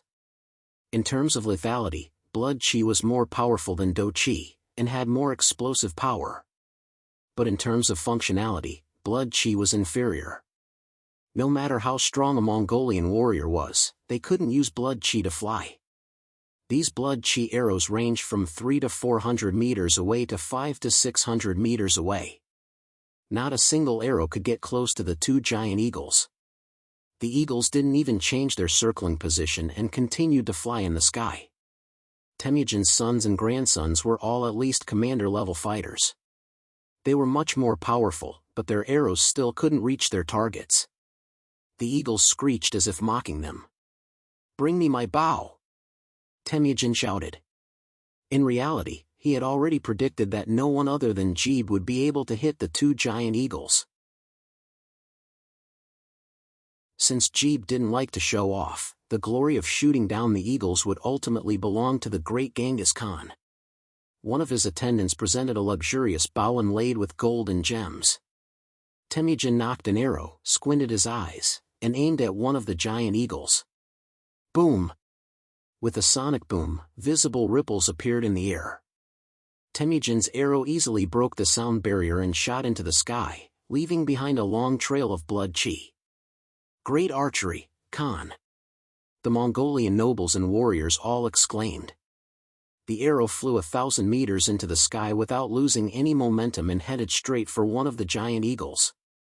However, the giant eagle flapped its wings and used its claws to knock the blood qi arrow down. The Mongolians all paled. "Khan, these two eagles are very powerful," Jeeb said. "Yes," Temujin nodded. "To be able to knock down my arrow from 1,000 meters away is already very impressive. Even if these two eagles were to fight on the ground, they would be able to defeat many Mongolian generals." Whoosh! A lump of something fell from the sky. "Be careful, Khan." Jeeb had only just finished his sentence when the object was already flying towards Temujin's head.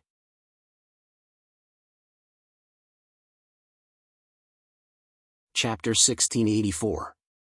Temujin was so powerful that he wouldn't fall for something like this, which couldn't even be considered a sneak attack. He flicked his reins slightly and had his horse jump to the side to avoid the attack. With a thud, the thing fell to the ground, splattering mud everywhere. When everyone saw what it was, their faces changed. It was a big pile of bird poop. Some of them even splashed onto Temujin's riding boots. Two of his followers quickly jumped off their horses and wiped Temujin's boots with a linen cloth.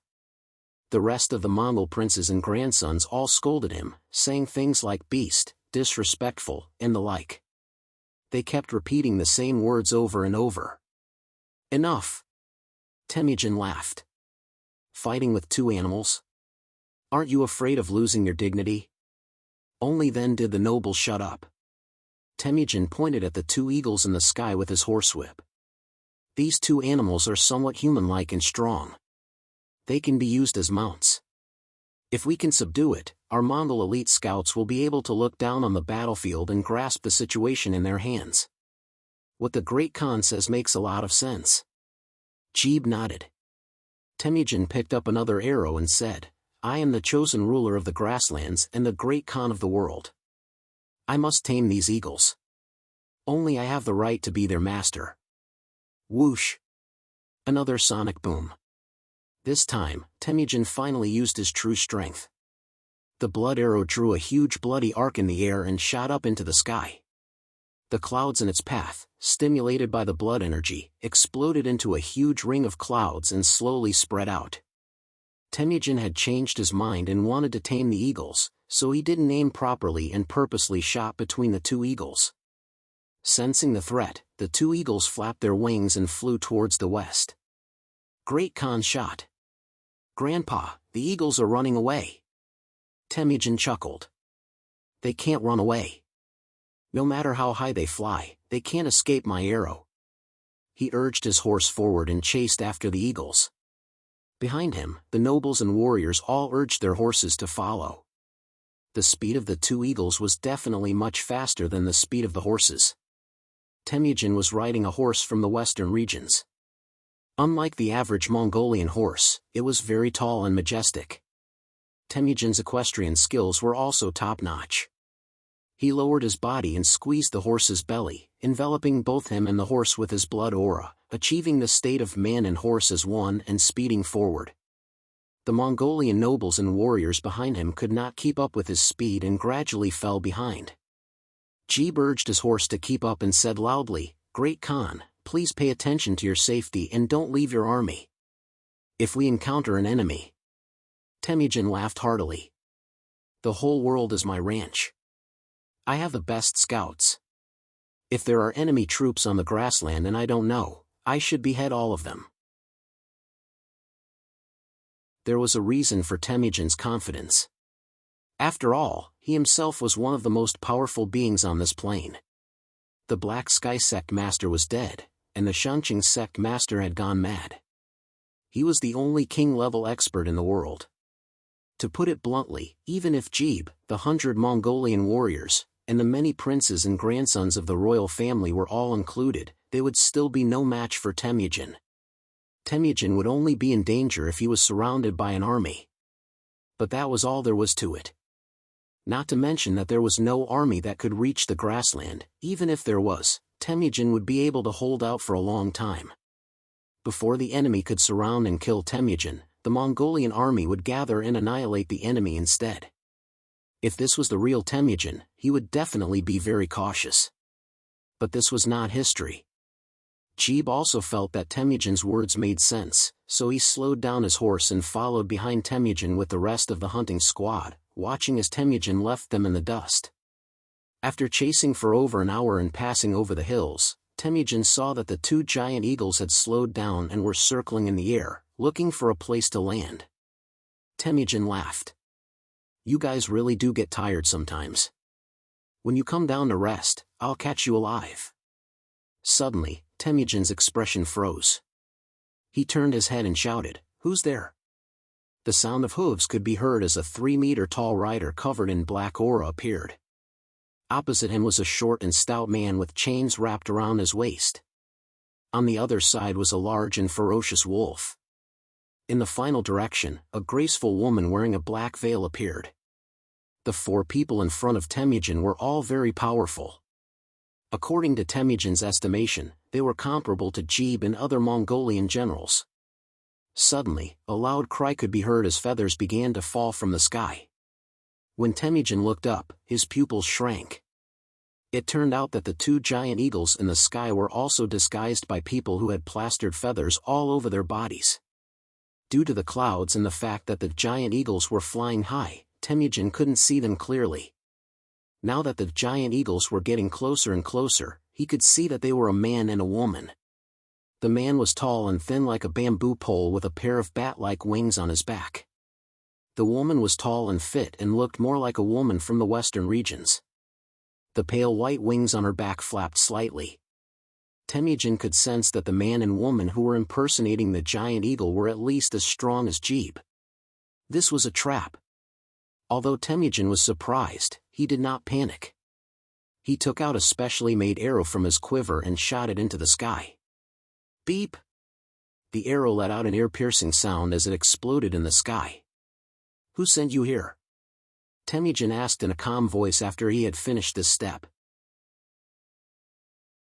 The Black Knight didn't answer. Instead, he pointed his lance at Temujin. Jeeb immediately heard the whistling sound. He hurriedly looked over and saw an arrow exploding in the distant sky. The Khan's arrow of command. Father is in danger. Go help him. The Mongolian nobles around him all started to shout. Jeeb shouted back, shut up. Get into formation. Enemies are coming. Groups of martial artists came out of the valley in front of them. At the very front was a young man from the Han clan, who was dressed in white. He was handsome and had an extraordinary bearing. This young man in white was Bai Xiaowen. He didn't expect that things would go so smoothly as to separate Temujin from his hunting group. Therefore, Bai Xiaowen left the 6 lords behind to stall Temujin while he led the 5 Elements Flag warriors to intercept the hunting group. Of course, these 5 Elements Flag warriors were teleported to Xiao Wei's plane through the resonance array. For this, Bai Xiaowen had spent a lot of money. The teleportation fee alone was more than 40,000 crystals. Time was of the essence, so Bai Xiaowen didn't waste any time talking to these people. Military might. The bloody shadow of the blade rose above the heads of the 5 Elements Flags. The horrifying scene, which was like a mountain of corpses and a sea of blood, intimidated everyone in the hunting team. They were scared, and their movement speed and attack speed were reduced by at least 30%.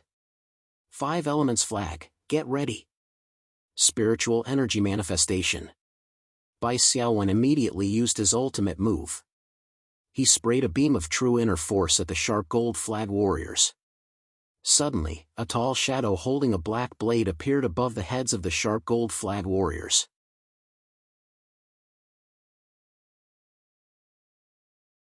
Chapter 1685. Slash. The black blade slashed horizontally, seemingly tearing apart space itself. A terrifying slash swept across the sky. The first group of Mongolian warriors didn't even have the chance to make a sound before their bodies were cut in half. Even their horses were decapitated. Scatter! Scatter the formation! Jeeb shouted as he knocked an arrow on his bow. After accumulating power for a bit, he shot out an arrow covered in thick blood energy. The Ho-Tu flag had already set up the impregnable wall formation to block the arrow. With a clang, the blood energy arrow broke into pieces when it hit the earth energy wall. On the other hand, the Ho-Tu flag martial artists only had a slight fluctuation in their aura. The impregnable wall formation was able to block Lord He Tian's attack, so it wouldn't be a problem for it to block a rare lord like Jeeb. Bai Xiaowen controlled the spiritual power manifestation of the sharp gold flag and waved its pitch-black blade repeatedly, massacring the enemies. No one could block the combined attack of the sharp gold flag's manifestation. Jeeb continued to shoot arrows. Piercing arrows, multiple arrows, blood-bursting arrows, etc., all of which were blocked by Bai Xiaowen's Ho-Tu flag. From this, it could be seen how powerful Bai Xiaowen's Taigong's Art of War was. If it weren't for him, a commander-type lord, the 60 middle-ranked elite warriors of the Great Earth Flag would definitely be slaughtered by the archery lord, Jeeb. Normal control-type evolvers wouldn't be able to do this. Retreat! Jeeb could only yell at the Mongolian nobles. Temujin's second son, Chagatai, had bloodshot eyes. Father is in danger. Do you want to be a coward? Jeeb! Jeeb continued to shoot. Return to the golden tent and gather the army to save the Khan. Otherwise, we will all die here for nothing. Damn Southerners. Chagatai finally realized what was going on and cursed angrily. Clearly, from Bai Xiaowen's attire, he could tell that Bai Xiaowen was a Southerner, which meant that he was from the Song dynasty. Chagatai wanted to retreat. Don't even think about leaving. Bai Xiaowen said in a deep voice. The Laiho flag turned into a wind formation and sped up, blocking Chagatai's path. Bai Xiaowen intensified his attacks on Jeeb. Under his control, the gigantic wood flag once again activated its spiritual power concretion. A giant in green armor appeared, and countless green whips lashed out. Jeeb steered his horse to avoid the long whip. However, he was no match for the joint attack and was firmly bound by the green vines formed by the upstanding chi. Bai Xiaowen didn't hesitate. The giant with a black sword, which had materialized from the sharp gold flag, abruptly thrust his sword forward. The pitch-black blade pierced through Jeeb's protective blood aura and into his chest. The archer who had followed Temujin for many years and was known as the best archer on the prairie had finally died. Soon, the others, including Shagatai, were all killed by Bai Xiaowen. Only Ali Buge was left. He waited respectfully in front of Bai Xiaowen. Of course, Ali Buge did not surrender to the enemy. He was just controlled by Bai Xiaowen's bewitching charm. Otherwise, he wouldn't have cooperated so well and lured Temujin to Altai Mountain. I didn't let anyone escape. I should be able to buy some time. Let's use this opportunity to finish off Temujin as soon as possible. I wonder how the 6 lords are doing. Is Temujin injured? Bai Xiaowen led the 5-element flag martial artists and flew west with Ali Buge. Behind the hill, the battle between Temujin and the 6 lords was still raging. Temujin was now holding a saber. He was no longer as domineering as he was at the beginning of the battle.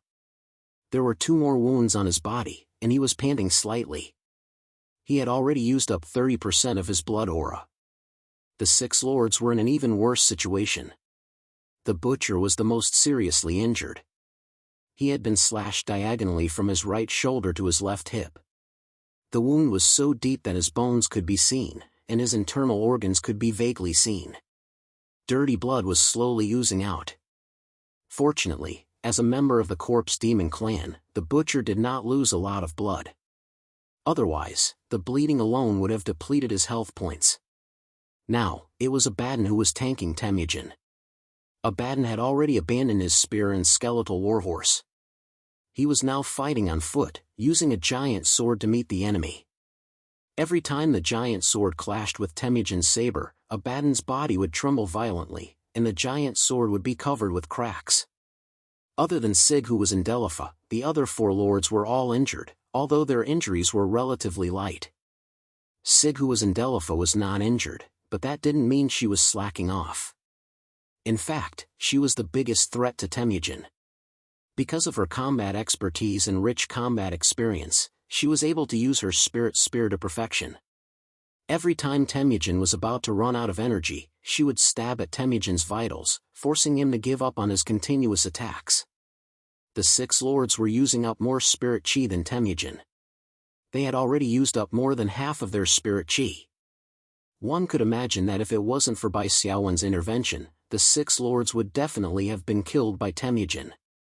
One had to know that the 6 great lords had already reached level 15, yet they were still being suppressed. If Bai Xiaowen hadn't leveled up, there would have been casualties already. The sound of hooves could be heard. A 13-year-old Mongolian boy appeared at the edge of the battlefield. It was Ali Buge. He was fleeing on his horse, followed by a group of martial artists who were yelling as they chased after him. "Grandpa, save me!" Ali Buge was on the verge of tears. "Hold on!" Temujin roared. "I've already released the whistling arrow. Soon, the army will gather and kill all these southerners." As he spoke, Temujin used up all his spirit chi to push back Abaddon. Then, he leapt towards Ali Buge, grabbed him off his horse, and pulled him to his side. "Grandpa, Ali Buge, where's Jeeb?" Ali Buge blinked his eyes, as if he was scared. After killing a bunch of southerners, he retreated back to his camp. Temujin was relieved to hear this.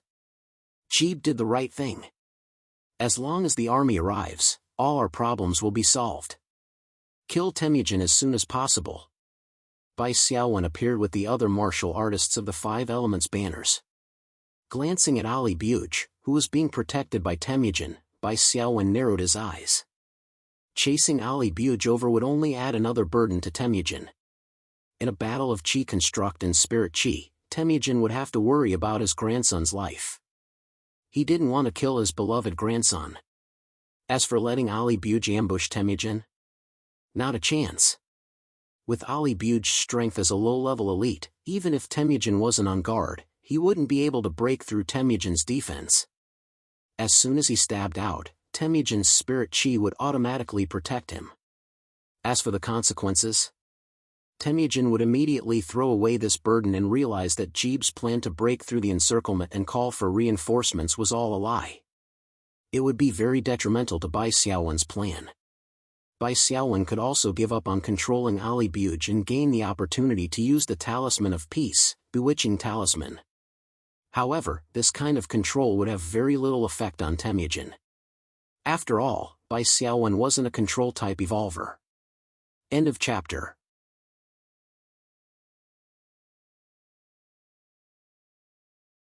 Chapter 1686.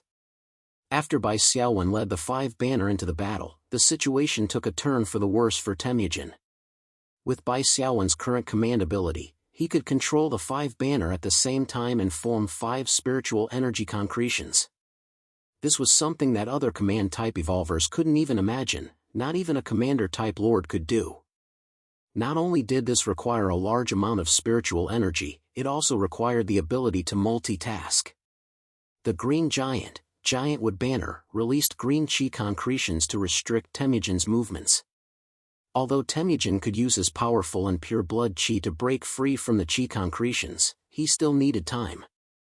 The Flame Giant, Blazing Flame Banner, attacked from afar, the Black Water Giant, Flooding Banner, attacked from close range, and the Black Blade Giant, Sharp Gold Banner, attacked from close range. The powerful attacks that Temujin expended his blood chi to unleash were all blocked by the Golden Giant of the Hotu flag. The thick earth concretions under the impregnable wall formation had incredible defense.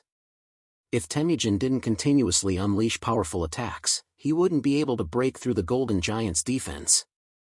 And under such a siege, how could Temujin continue to unleash his full power against the Golden Giant? He also had to be careful of his beloved grandson Alabugo's life. With Bai Xiaowen joining the battle, Temujin had gained 5 more powerful Lord-class elites who worked well together and weren't afraid of death. The 4 Heavenly Kings, Sheiji, and the Wrath Claw also performed well. On Bai Xiaowen's side, Temujin was surrounded by 11 Lord-class elites, including Bai Xiaowen, who had the strength of a king and was able to see through the weaknesses of Temujin's moves. In just a few exchanges, Temujin couldn't hold on any longer and was repeatedly pierced by Sig's Delifa's spear. Luckily, his blood chi's defense was strong enough that he wasn't seriously injured and could still fight. Roar! Temujin let out a sudden roar. Invisible sound waves spread out and ripples appeared in the air. On Bai Xiaowen's side, everyone's attacks were interrupted. What a powerful crowd control ability, Bai Xiaowen muttered to himself. Then, he was puzzled. Does Temujin not care about his grandson's life? Alabu, who was right next to him, had already been killed by Temujin's roar. From this, it could be seen that even a king-class expert couldn't control the effects of this type of AoE skill. This was very different from the awakened stage. Temujin gently put down Alabugo's body. It was you who killed my beloved grandson. I want all of you to die with me. Temujin was indeed a decisive man. Realizing that the reinforcements had not arrived and that he could no longer protect Ali Buge, he decided to kill Ali Buge in order to save himself. Temujin believed that he had found the enemy's weakness in this period of fighting. It was none other than Bai Xiaowen, who had manipulated the martial artists of the 5 Elements flags to besiege him. What Temujin didn't know was that the 4 Heavenly Kings, the Wrath Claw, and Sheiji were all Bai Xiaowen's summoned creatures. As a martial artist, it was normal for him not to be able to tell. However, Temujin could see Bai Xiaowen's ability to command an army. A commander-type enemy like him must be killed first. As long as he could kill him, the 5 Elements flags would no longer be a threat to him. Temujin pulled out an arrow from his quiver. Instead of using a bow, he threw it with all his might. Although it wasn't as powerful as a bow, it was still very powerful thanks to Temujin's blood. It broke through the sound barrier and arrived in front of Bai Xiaowen before the sound could be heard. Bai Xiaowen shook his head slightly. Temujin, you're just wasting your time. With a whoosh, Bai Xiaowen disappeared and reappeared at the top of a 10-meter-tall hill. He crossed his arms as two sword seals slowly rotated behind his head. Witchcraft! Let's see how many times you can use it. Temujin threw another arrow. Whoosh! Bai Xiaowen disappeared again. Then came the third arrow, which was once again dodged by Bai Xiaowen. Temujin noticed that the three small swords behind Bai Xiaowen's head had all disappeared. He smiled. I'll take your life with this arrow. Temujin's chi shot out like a rainbow as the arrow whistled through the air. However, at the same time, 5 transparent small swords appeared on Bai Xiaowen's fingertips and shot out in all directions. He used shift on one of the sword seals and easily dodged Temujin's final attack. The combination of sword seals and flying thunder god is amazing. Bai Xiaowen let out a sigh of relief. He only needed to spend 150 to 60 points of true inner force to dodge Temujin's arrows. The amount of blood and chi that Temujin used for each arrow was far more than 100 or 200 points. In this kind of battle, Bai Xiaowen didn't lose out at all. At the same time, don't forget that Bai Xiaowen still had allies who were constantly attacking Temujin. In order to attack Bai Xiaowen, Temujin had to take a lot of damage himself. Even after he was beaten to the point of vomiting blood, he still couldn't hit the corner of Bai Xiaowen's shirt. Under the attacks of the lords and the 5 flags, Temujin's blood and chi were quickly depleted. Soon, he had less than 30% left. And his body was even more damaged. There were already several bloody holes in it. Huff, huff, Temujin breathed heavily. It was as if he could see the faces of the people he had killed on the other side of the river. I was chosen, by Tingri, boom. Abaddon's giant sword, Sigdelifa's spear, Butcher's kitchen knife, Vladimir's claws, Shaiji's invisible blade, Wrathclaw's claws, and so on all cut into his body. Plop. Temujin slowly fell to the ground. The founder of the Mongol Empire, the hero who unified the grasslands, the king-class elite who had killed countless people in his life, Temujin, had fallen. Sigdelifa immediately used dark absorption to extract Temujin's resentment and created 3 banshees in a row. Actually, Sigdelifa could have created more, but she was running out of spiritual energy. Under Abaddon's expressionless gaze, Butcher snickered and snatched Temujin's body away as if it was some kind of treasure. Wait, give me the equipment first. Bai Xiaowen said angrily. Butcher snorted and shook Temujin's bones, causing them to fall to the ground. There was a bone-tooth necklace, a shaman's amulet, a dagger, and so on. As for Temujin's felt hat, clothes, and boots, they were all light and beautiful clothes. They weren't spiritual equipment, so they were fine. This was to be expected. After all, Temujin didn't come out to fight. He came out to hunt for fun. Aside from Abaddon, no one else had any objections to this. Although Butcher couldn't create a stitched monster that was stronger than his original body, a commander-level stitched monster wouldn't be able to escape. This was also an increase in combat power. In comparison, Abaddon could also create a commander-level skeleton general using the necrotic gangrene. But the Bone Race's army was already the strongest, and they had the most number of commanders. There was no need for that.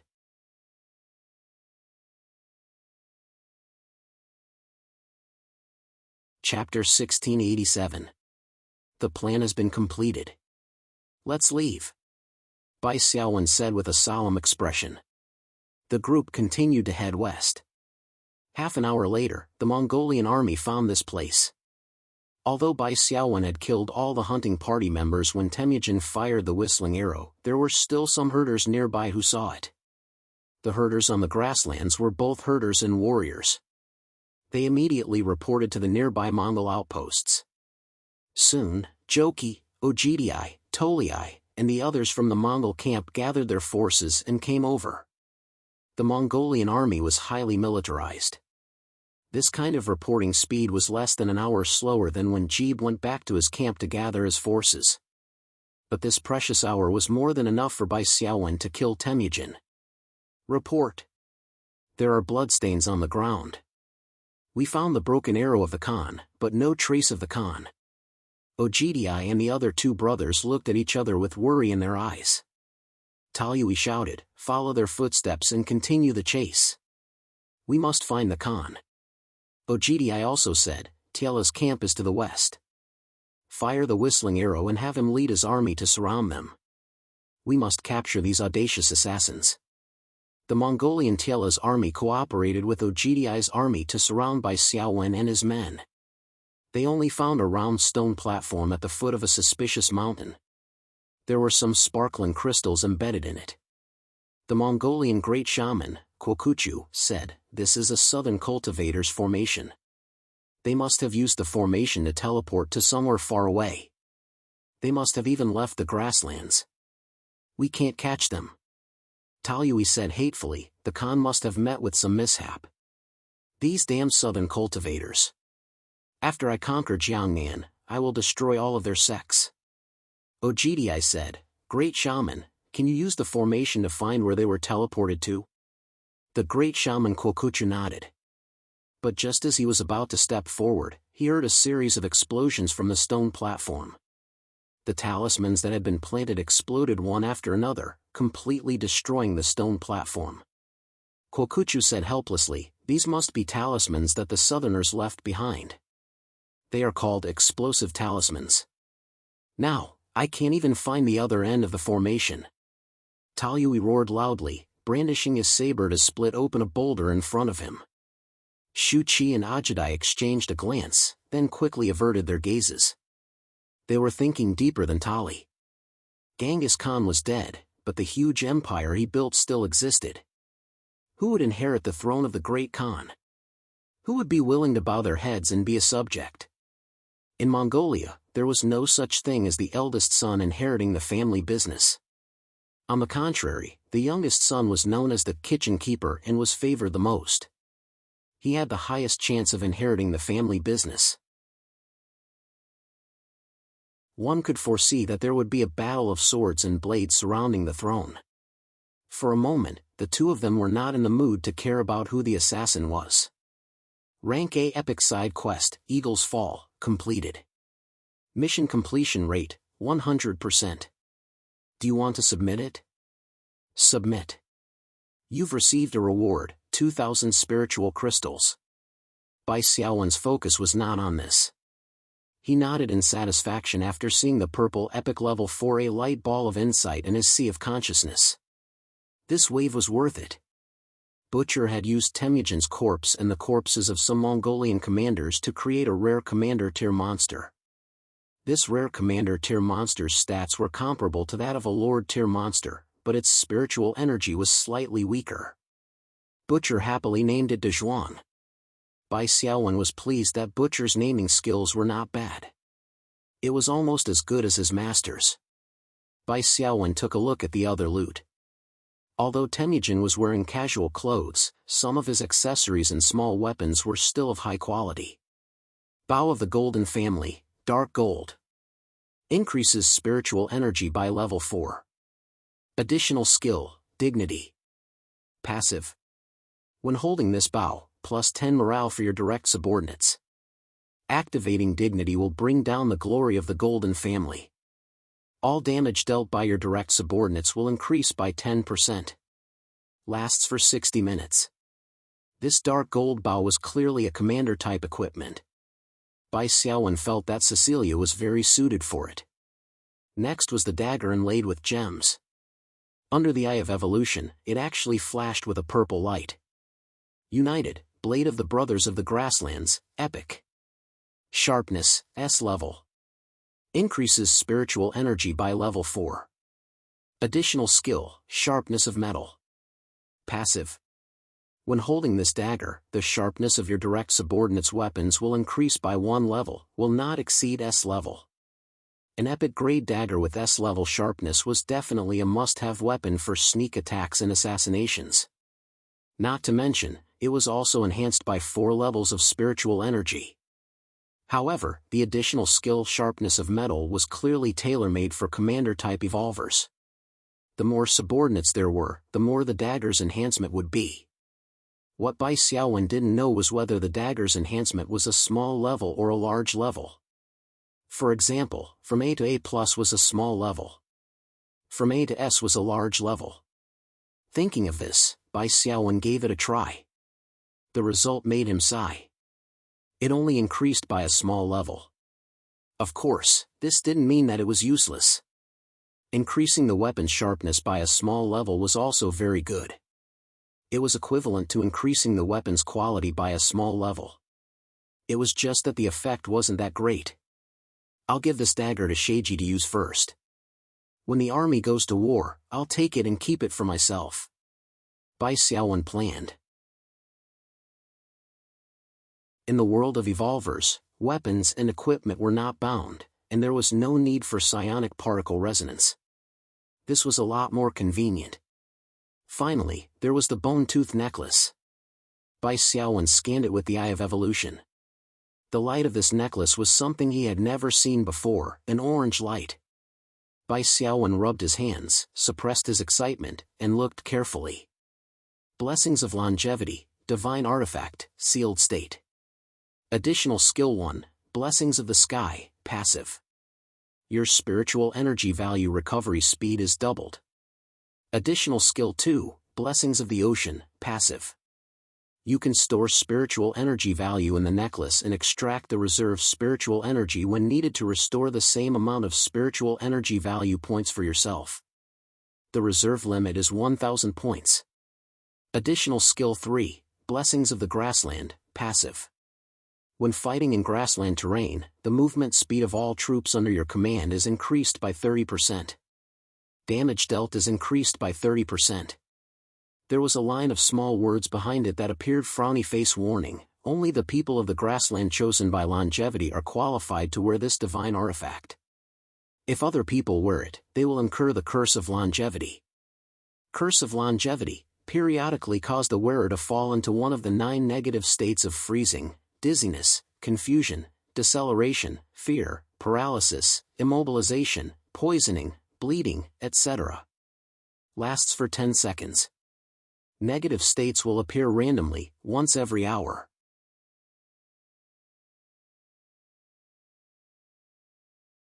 Chapter 1688. Who would have thought that the first divine artifact I've ever obtained would be cursed? Bai Xiaowen was a bit upset, but it was understandable. After all, Taimuzhen was a king-class elite, so his equipment should be epic tier. So it was normal for him to get Blade of the Brothers of the Grassland. But it was rare for a divine item to appear. Even if the blessing of longevity was cursed, it was still a good piece of equipment.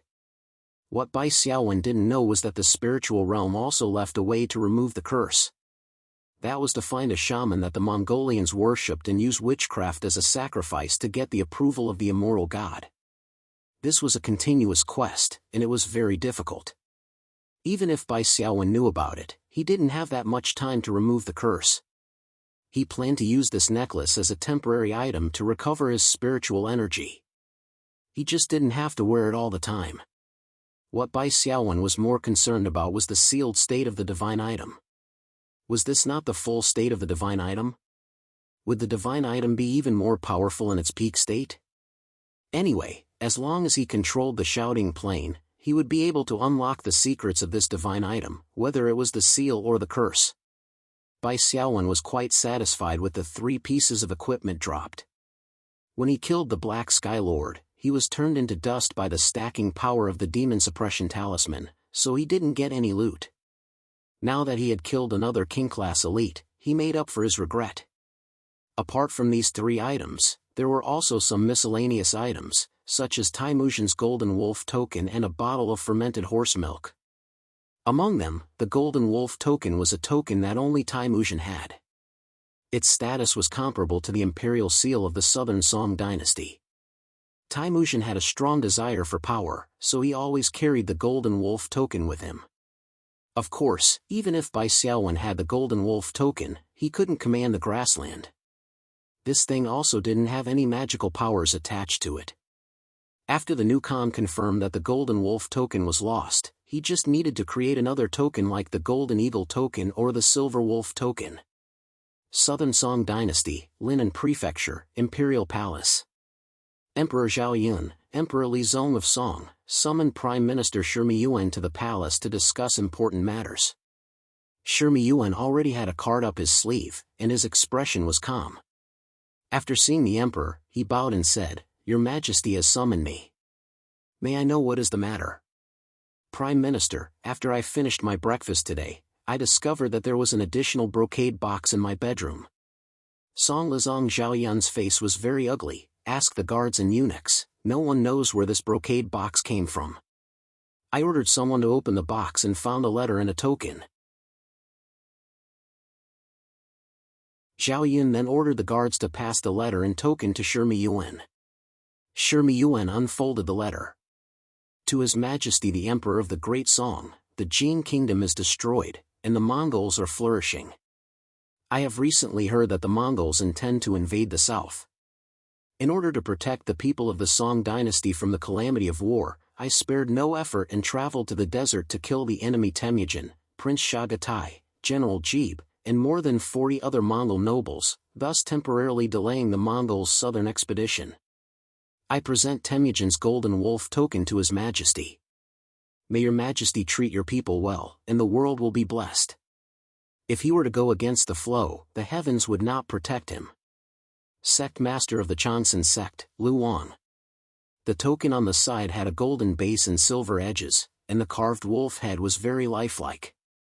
It was obviously the golden wolf token. After Shi Miyuan read the letter, Zhao Yun hurriedly asked, "Prime Minister, what do you think?" This sect master of the Chanson sect, Lu Wang, said that he killed Temujin. "Is it true?" Shi Miyuan nodded and said, "Your Majesty, I think that the Chanqing sect's sect master was able to enter the Forbidden Palace's inner court without anyone noticing. He even placed such a big brocade box in Your Majesty's bedroom without anyone knowing. Then it is very likely that he assassinated Temujin. After all, this kind of thing can be easily found out by the spies of the Imperial City Secret Service and the Secret Service. If he were to boast, he would only be a laughingstock." Zhao Yun sat on the chair and muttered, "So, Temujin is really dead?" Shi Miyuan nodded. Zhao Yun stood up and asked anxiously, "What is the background of this Chanson sect master?" Shi Miyuan said, "I heard that there are Taoist sects in the Song dynasty, and the Chanson sect should be one of them. Taoist sects usually don't care about worldly affairs, but the Chanson sect is an exception. When Li Quan and Quan Zitsai were rescued, the Chanson sect was involved. The Chanson sect master, Lu Wang, has the ability to take the head of an enemy from thousands of miles away as if he is picking up grass." Zhao Yun was silent for a while and said, "Taoist cultivators should just focus on their cultivation. Why bother with the affairs of the imperial court?" Shi Miyuan knew that the last sentence of the letter touched Zhao Yun's bottom line. After all, the words "heaven will not protect you" were almost a threat. The meaning of the Chanson sect master was very simple. If I can kill Temujin, I can also kill you. As for Zhao Yun, he had not personally experienced the terror of the Mongols. It was only the failure of the northern expedition, and the Mongols had not yet started their southern expedition. Naturally, he did not feel that Bai Xiaowen's success in assassinating Genghis Khan was a great contribution to the Song dynasty. As an emperor, having a sword on his neck was of course uncomfortable.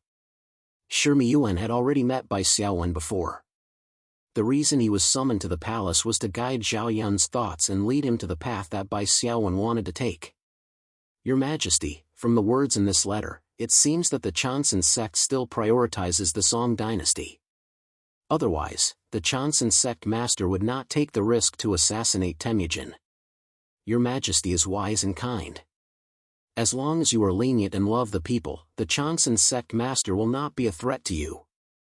Zhao Yun said, "But, since I know that there is such a powerful person who can take my head at any time, how can I sleep peacefully?" Bai Xiaowen's strength was much stronger than the average Jianghu martial artist. Shi Miyuan smiled and said, "Your Majesty, the appeasing ambassador of Huaibei, Gulong, has connections with the Chanson sect. Your Majesty, why don't you use Gulong to express your goodwill to the Chanson sect master?"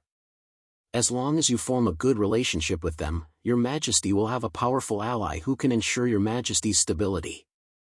Zhao Yun was also tempted and asked, "But what kind of gift should I give to get the Chanson sect master to accept me?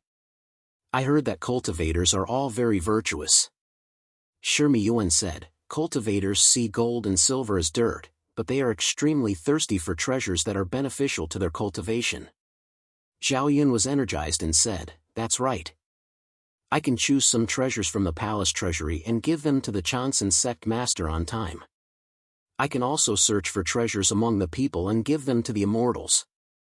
In Zhao Yun's mind, the Chanson sect master was already an immortal. Shimi Yuan reminded, "Your Majesty, when searching for treasures among the people, you can only give it to your trusted subordinates.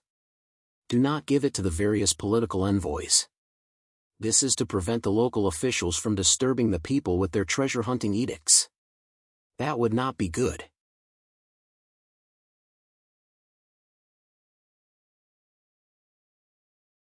Chapter 1689. Zhao Yun thought about how important the Chanson sect's leader was to the people in the letter and nodded. Shimi Yuan also breathed a sigh of relief. He had finally completed the task that Bai Xiaowen had given him. In fact, Shimi Yuan was even more shocked by Temujin's death. Because Zhao Yun didn't know how strong Temujin was and thought that as long as he was good at hiding, he would be able to kill Temujin. As a demon, Shimi Yuan had heard about the strength of the Mongolian army. The generals of the Mongolian army had the strength of a lord, which was on par with his backer, Mr. Yushan. And Temujin was worshipped by the Mongolians as a god. During the war with Khorazm, he killed almost 1,000 foreign warriors with one move. Such a powerful Temujin was actually killed by the Chanson sect's leader in the grassland. In his nest, there were also princes and generals. How could Shimi Yuan not be shocked? Shimi Yuan also realized that the person he was riding on was more than twice as powerful as Mr. Yushan. As long as he was loyal to the Chanson sect's leader, his position would be as stable as Mount Tai. The Chanson sect's leader, Bai Xiaowen, was currently meeting with Chen Rong at the Huxin Island of the Shangqing school. "I didn't expect you to come back so soon." Chen Rong's face was filled with joy. "Have you settled the matters in your territory?" Bai Xiaowen nodded. Under the intervention of a powerful person, both sides agreed to settle the dispute through a duel. "I won, so the declaration of war is temporarily over. However, the threat of war is still there." Chen Rong nodded. "Then why are you here this time?" Bai Xiaowen, "I need to settle the matters here first. I need to delay the war between Song and Mongolia for half a year to a year so that I can have time to fight with my enemies. For this, I went to the north and killed the Khan of the Mongolian army." Chen Rong didn't know how strong Genghis Khan was. On the contrary, Shimi Yuan's party, who was in charge of the cabinet and was a demon, knew this better. However, even without Genghis Khan's strength, Chen Rong could still feel that it was not easy to assassinate the head of a country. "I'm leaving. I don't think he'll be back anytime soon," Bai Xiaowen said. Chen Rong nodded slightly. She gradually felt that LV Wang was not the ideal partner in her heart. He had too many things to do and could never stay in one place. Chen Rong's ideal partner was an outstanding man who could stay in Shangqing school, support her, and accompany her. However, in Chen Rong's heart, he found it hard to give up. She was very decisive in many things, and her decisiveness was no less than a man's. However, when it came to matters of the heart, she couldn't explain it clearly. In the end, she couldn't harden her heart and cast LV Wang aside. As the head of Shangqing school, she was young, beautiful, and had an excellent temperament. She was already a goddess-like figure in the circle of cultivators. Chen Rong could of course meet many young talents. In Shangqing school alone, there were senior apprentice brother Shang Zhen and others who had been painstakingly in love with her, but didn't dare to pursue her. However, no matter which talent Chen Rong met, she would unconsciously compare them with LV Wang. The conclusion was as different as heaven and earth, and there was no comparison at all. Fortunately, he built a resonance array, so the flow of time on my side won't speed up. Maybe half a year, maybe a year. In short, when the war breaks out, he will definitely come over, Chenrong thought silently in her heart. Blue Planet Evolver Platform. At the agreed place, Bai Xiaowen, Candace, and the Queen Bee met. The three of them used spiritual power to conceal their appearances and make a certain disguise. Unless there was a special ability to see through disguises, ordinary people wouldn't be able to detect their abnormalities. Lord Candace said, "The tracking item of the Dark Age plane is really hard to find. The Heavenly Province territory strictly controls the flow of such items. I bought it from one of my rivals in the Heavenly Province territory." Rival? The Queen Bee raised her eyebrows. Lord Candace explained, "It's a territory that fought with the Heavenly Province territory for the Dark Age plane. Due to our agreement, I can't reveal the name of this territory." The Queen Bee smiled. "This rival territory shouldn't be your Rivendell territory, right?" Bai Xiaowen's heart moved. It was indeed possible. Otherwise, where did the conflict between Candace and the Heavenly Province territory come from? Lord Candace shook her head. "Of course not. My territory is dominated by elves. How could I search for an army of demons? Elves and demons are mortal enemies." While speaking, Lord Candace handed the locator item, a simple and unadorned war flag, to Bai Xiaowen. Bai Xiaowen scanned it with his eye of evolution. This war flag was called the Warrior's Totem War Flag. It was damaged and had bloodstains on it, and it contained spiritual energy particles. "Forget it, this isn't important," the Queen Bee said. "Have you brought the materials for the resonance array?" Candace nodded. The Queen Bee gave a spirit energy source and 3 leather scrolls to Bai Xiaowen. Candace also gave a batch of precious materials for the resonance array to Bai Xiaowen. The Queen Bee warned, "Building the resonance array requires the help of many native experts. It won't succeed with just your strength or the strength of other evolvers." Bai Xiaowen nodded. He knew this because he had built it long ago. The key to the resonance array was that it required native experts to input spiritual energy to activate. Without natives, no matter how many evolvers there were, it wouldn't be able to be built. The word resonance in the array actually had a deep meaning. The Starlink Lords hadn't figured out the principle behind it. Bai Xiaowen focused on the Dragon Fire Scroll. Dragon Fire Scroll, corrosive breath, shoots corrosive flames in front, disintegrating the spiritual energy defense and armor of enemies in the area, and causing a lot of corrosive damage to enemies. Dragon Fire Scroll, Frost Breath, shoots a wave of extreme cold in front, freezing all enemies in the area, deep. After the freezing effect ends, the enemies will still suffer a slowing effect for up to 300 seconds. Dragon Fire Scroll, Flame Breath, shoots blazing flames in front, causing a lot of fire damage to enemies in the area. The 3 scrolls were 3 battlefield items. He hadn't used them before, so he didn't know how effective they were. Did the Queen Bee make these scrolls herself? Bai Xiaowen asked. The Queen Bee nodded her head slightly. It was only after my fire mastery reached the master level that I was able to create it. Well, you probably don't know about the master level mastery because it can only be achieved after reaching specialist level 5. Candace said, "Most people are stuck at the expert level 5. Without enough talent, it's impossible to reach the master level through hard work. The Dragon Fire Scroll made by the Queen Bee is quite useful. It's priceless in the Starlink Alliance." Bai Xiaowen praised, "With this skill, the Queen Bee's territory won't have to worry about resources."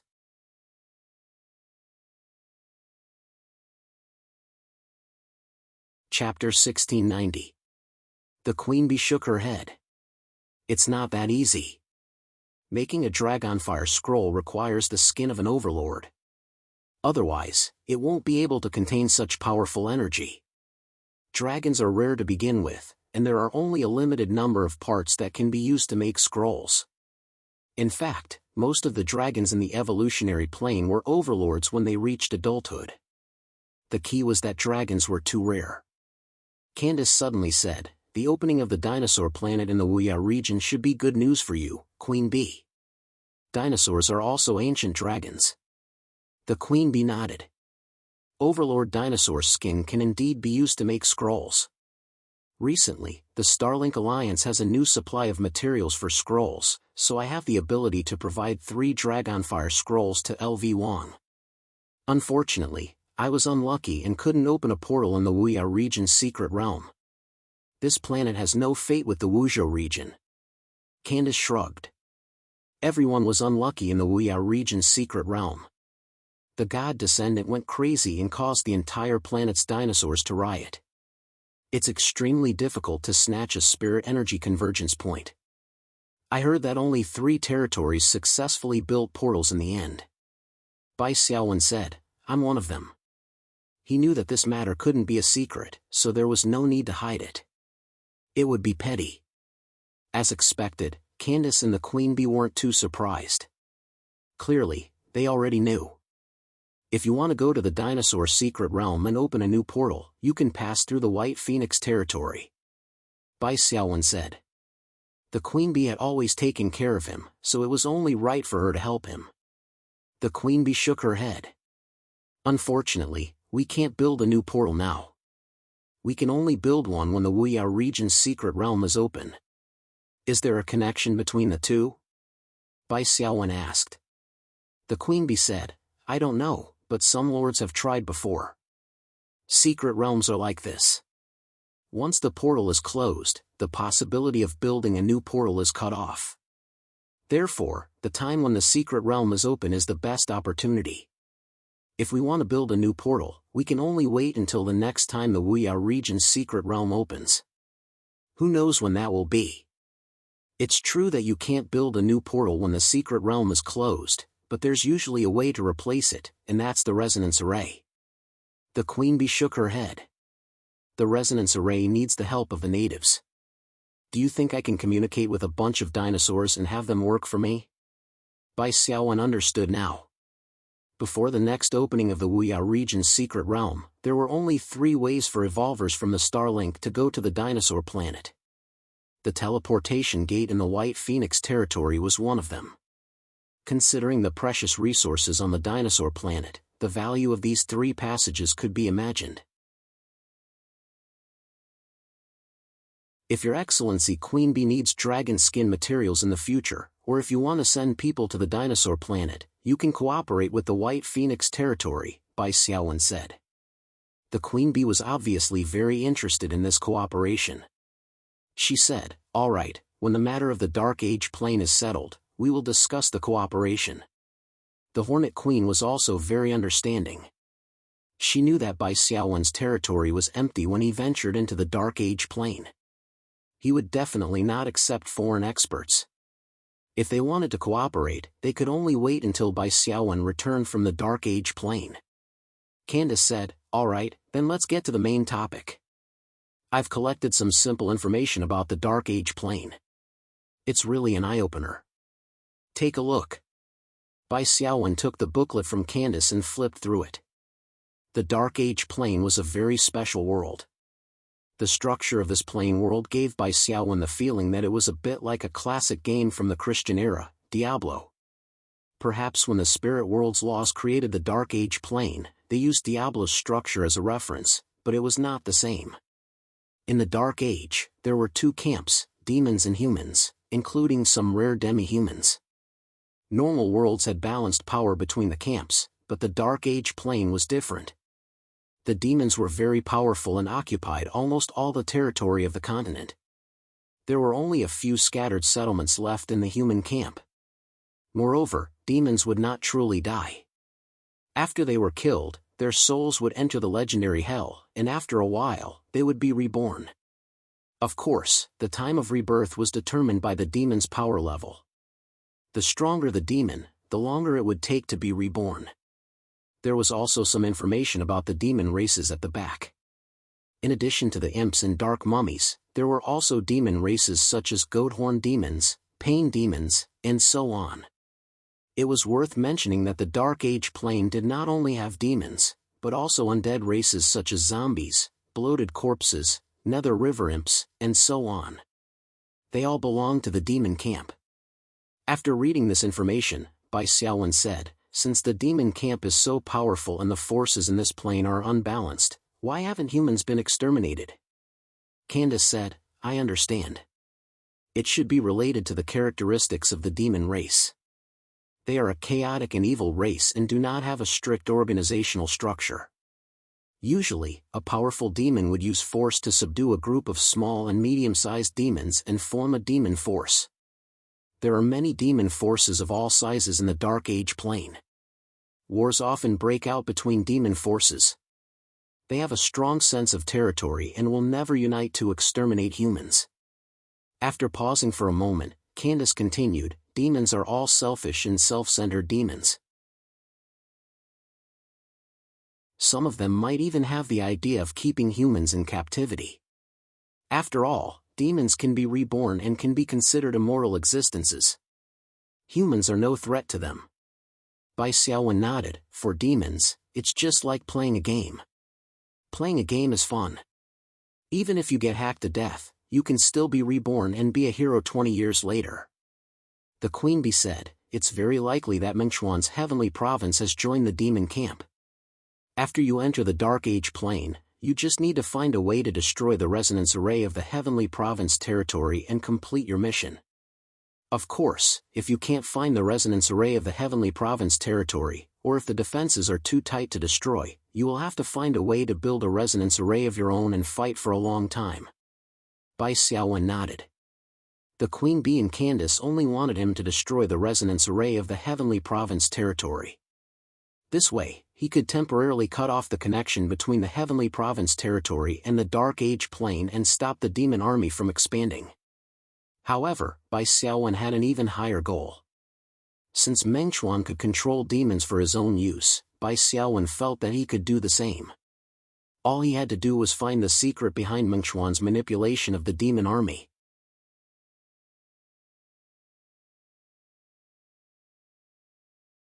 Chapter 1691. After bidding farewell to the two female overlords, Bai Xiaowen returned to the White Phoenix territory. After settling the affairs of the territory, Bai Xiaowen held the ancient war flag and walked toward the territory's teleportation gate. Bai Xiaowen had brought along most of his elite troops for this invasion of the Dark Epic Plane. Needless to say, Wrathclaw and Sheiji, Bai Xiaowen brought 3 of the 4 heavenly kings, namely Abaddon, Sigdelifa, and Pudge.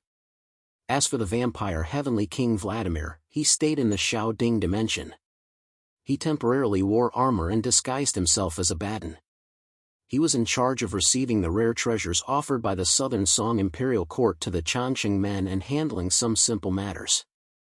As for the difference in size between Vladimir and Abaddon, the difference wasn't too big when they were in human form. Vladimir could get away with it by changing his appearance slightly. Moreover, Abaddon's subordinates were all bone race soldiers, so no one would question him. After Bai Xiaowen's beating last time, Vladimir had become much more obedient. There was no problem with the loyalty of the 4 heavenly kings because they all knew that everything they had was given to them by Bai Xiaowen and could be taken away by Bai Xiaowen at any time. In fact, Vladimir's intelligence wasn't low. It was higher than Abaddon and Pudge. Using him to assume personal responsibility was both a form of training for him and also a form of trust in him. Unfortunately, the 3,000 bone race soldiers developed by Abaddon, as well as the corpse race and soul race soldiers developed by Butcher and Sigdelifa, couldn't be summoned to the Dark Age dimension by Bai Xiaowen unless the resonance array was completed. Moreover, even if the resonance array was completed, these undead slaves had to be teleported to the White Phoenix territory first, and then from there to the Dark Age dimension. The cost of 2 teleportations was absolutely terrifying. It wasn't worth it. Bai Xiaowen's plan was to use the evil demon corpses as materials to create an undead army in the Dark Age dimension. This way, Vladimir wouldn't be of any use. His Night Embrace ability could only be used on humans. This was another reason why Bai Xiaowen left him in the Shao Ding dimension. A light flashed. Bai Xiaowen appeared in the Dark Age plane. He raised his hand and summoned the Wrathclaw and the other feudal lords. The first impression that this plane gave people was that it was oppressive. The sky was gray, and he could vaguely tell that it was daytime, but he couldn't find the position of the sun. Occasionally, one or two howls of unknown animals could be heard in the air. There was also a faint rancid smell mixed with the smell of sulfur and saltpeter. It was similar to firecrackers during the New Year. The ground was covered with weeds, and there was no sign of human habitation in sight. A calm but turbulent river quietly flowed past. It was unknown if the river water was affected by the chaotic energy, but it also seemed a little dirty and black. A notification from the spiritual realm's precepts came: "You have been successfully teleported. Do you wish to obtain the background information of the plane?" Bai Xiaowen replied, "Yes, and spend some spirit crystals to change the language of me and my summoned creatures." In the Dark Age, demons wreaked havoc. It was a land of chaos filled with devastation. The future was shrouded in thick fog. The spirit world's laws sent him some useless background information, and then it continued to prompt: "The current common language is the demonic language. Do you wish to spend some spirit crystals to temporarily obtain the demonic language?" Then what language is used in the human settlement? It can't be the demonic language too, right? Bai Xiaowen asked. The human settlement uses ancient Latin. Bai Xiaowen sighed. That's good. Bai Xiaowen knew ancient Latin himself. Thus, he spent one spirit crystal to temporarily obtain the demonic language. However, the spirit world's laws then gave him a new, never-before-seen prompt. It has been detected that your summoned creatures have high intelligence. Do you wish to spend additional spirit crystals to temporarily obtain the demonic language for your summoned creatures? Bai Xiaowen thought for a moment and agreed. In the end, every summoned creature with high intelligence, including the Wrath Claw, used one spirit crystal from Bai Xiaowen. This price was nothing at all. "Master, this environment seems to be very suitable for us to fight." Sig moved his limbs in the Delphi and said with some surprise. In the Dark Age dimension, the psionic particles were filled with a chaotic aura. Sig Delphi and other undead species actually had a buff under such a chaotic aura. The recovery speed of their spiritual energy value was increased by 5%. The effect of such an environment buff was negligible, but it was better than nothing. Bai Xiaowen was a little unable to adapt to such a chaotic aura. He received a debuff that reduced the recovery speed of his spiritual energy value by 5%. It was worth mentioning that the Wrath Claw, as a demon species, also received a positive 5% buff. It seemed that demons and demons seemed to be completely different, but they had something in common. What should we do next? Great ruler. Abaddon asked for an order. Sig Delphi suggested, perhaps we should find a human settlement and join their camp. After entering the dimension, joining a camp was a normal operation. After joining a camp, a series of missions and plots could be triggered, and the power of the natives could be used to help oneself achieve strategic goals. Especially considering that the camp that Tianfu territory joined was likely to be a demon force, Bai Xiaowen needed to join a human force that was hostile to the demons. Bai Xiaowen thought for a moment and said, let's split up. I'll find a human settlement and join the human camp. You join the dark camp and expand your military power.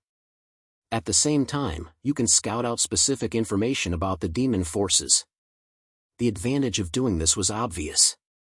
Bai Xiaowen could repeatedly jump between the two camps to maximize his benefits. Sig Delphi and the others were all undead and demons, so they could naturally join the demon forces. One had to know that there were undead monsters among the demon forces in the Dark Age dimension. Moreover, the demon forces did not have a unified organization, which made it easier for Sig Delphi and the others to fish in troubled waters. Immediately, Sig Delphi and the others split up with Bai Xiaowen and agreed to contact each other through the 1,000-mile voice transmission talisman if there was a major situation. This muddy river was temporarily named Blackwater River by Bai Xiaowen. Both sides used the Blackwater River as a coordinate. Bai Xiaowen headed upstream of the Blackwater River to search for possible human settlements. Sig Delphi and the others crossed the Blackwater River and walked upstream from the opposite side of the river. After sending away the summoned creatures, Bai Xiaowen was all alone. He felt like he had been traveling alone for a long time. After walking for a short distance, Bai Xiaowen discovered a few humanoid monsters. These monsters had the general outline of a human's body, but their wrists and feet had thick manes growing out of them. Their eyes were blood red, and they held spear-like weapons in their hands. They rushed over and attacked Bai Xiaowen without saying a word. Bai Xiaowen scanned with his eye of evolution and discovered that these seemingly weak humanoid monsters were actually level 17 elite creatures called demonized hunters.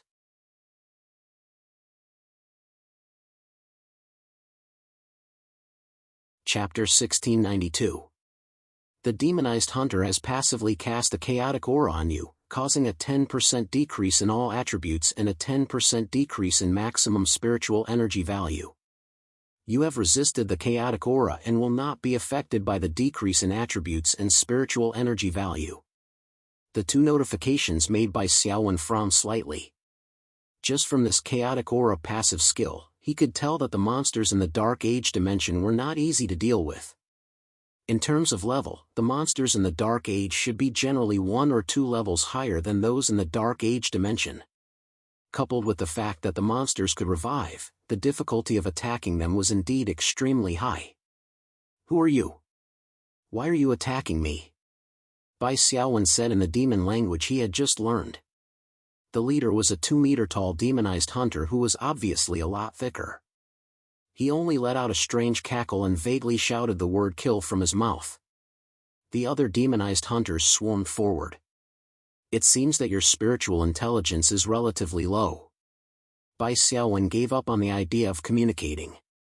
In fact, he also knew that such demons of the chaotic evil alignment were not easy to communicate with even if they had high spiritual intelligence. Swoosh! Swoosh! 3 long spears cut through the air, bringing along bloody shadows. Bai Xiaowen's figure flashed and suddenly activated inch step to dodge these attacks. Then, he took out the golden family bow and drew an arrow from the matching quiver. The current Bai Xiaowen's basic melee attributes were already very high, and his physical combat strength was also quite strong. As for his shooting specialization, he had also gone through a considerable amount of accumulation, cheating, in the awakened stage. Currently, it was at entry level 2, which was barely enough.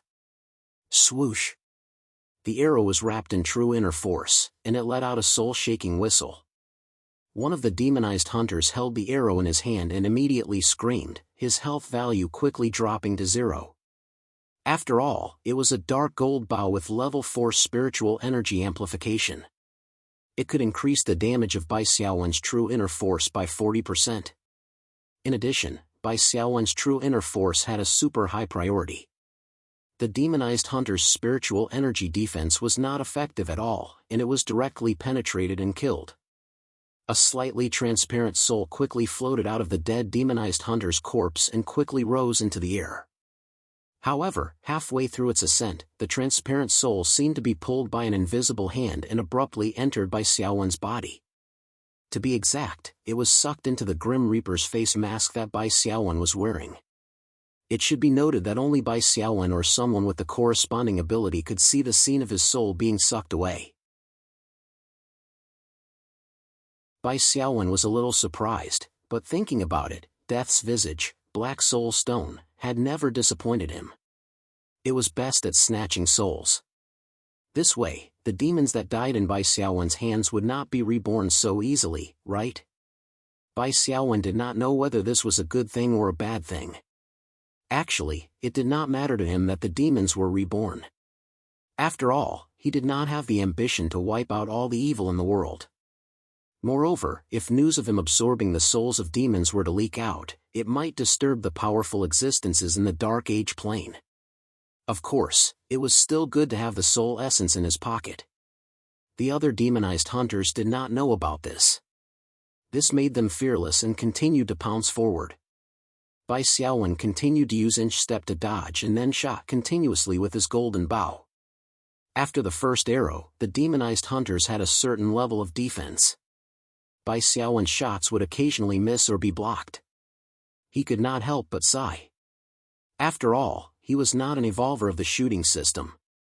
This bow was more suitable for Cecilia to use later. After spending a few minutes, Bai Xiaowen finished off these demonized hunters one by one. The last demonized hunter, who was obviously tall and of the rare elite level, was killed by Bai Xiaowen with a thunder palm. The thunder palm also had an additional demon-destroying effect on the demons. Then, it was time to search for the spoils of war. Actually, these demonized hunters had ordinary equipment, which was only of blue quality. However, no matter how small a mosquito was, it was still meat. Bai Xiaowen still put them away. In the future, he could give them to the 5-element flags and the undead army in batches. The rare elite demonized hunter did manage to find a special item. Broken gold pocket watch, broken. Low-value item. Can be exchanged for 3 spiritual crystals. Bai Xiaowen narrowed his eyes slightly and pressed a button on the pocket watch. Instantly, the cover of the watch popped open. A round piece of parchment fell from the pocket watch. Bai Xiaowen casually grabbed the parchment in the air. On the front of the parchment was a bust of a little girl wearing a garland. On the back, there was a sentence written in ancient Latin. Please see this sentence. Return the pocket watch to my daughter, Daphne, and tell her that her father will always love her. May the light be with you, kind traveler. It was signed by Eben Frevel. The spiritual realm's law sent a message at the right time. Side mission, Golden Last Wish, activated. Mission objective, return the gold pocket watch to Daphne Frevel. Mission difficulty, be mission time limit, none, equivalent to the remaining time you have in the Dark Age realm. Mission reward, 10 spiritual crystals. A mission had appeared. However, it was only a normal mission with a rank B difficulty. To Bai Xiaowen, this mission was of course very simple. The only difficulty was that there was no indication of the location. Bai Xiaowen had to find Daphne Frevel's tracks by himself. As for whether or not he would encounter any monsters along the way, it was not within the calculations of the spiritual realm. I still don't know what a standard grade insight ball will taste like. The mission doesn't have to be big or small. Just give me the insight ball. Bai Xiaowen thought to himself. He still had a rank 4A insight ball. He had obtained it after killing Temujin's Eagle Fall mission. He didn't have the chance to use it yet. Bai Xiaowen planned to use it when he was preparing to break through. The bottleneck when he reached level 15 had made him realize the importance of storing insight balls. Looking at the portrait of the little girl on the front of the parchment, Bai Xiaowen thought for a moment. This little girl seems to be only 8 or 9 years old. Then she probably doesn't have the ability to survive alone in the wilderness of the Dark Age. In other words, she must be living in a human settlement. Considering the location of her father, the demonized hunter, the little girl is very likely to be in the settlement closest to me. From the way she's dressed, the settlement shouldn't be big. The little girl's clothes and accessories are more primitive and plain. The flower wreath on the little girl's head is very unique. It should be made of white calamus. This flower likes the shade and usually grows in swamps. Therefore, the human settlement should be in the low-lying swamps nearby. Bai Xiaowen's figure slowly floated in the air. After observing the terrain, he quickly determined a general direction and flew at a low altitude.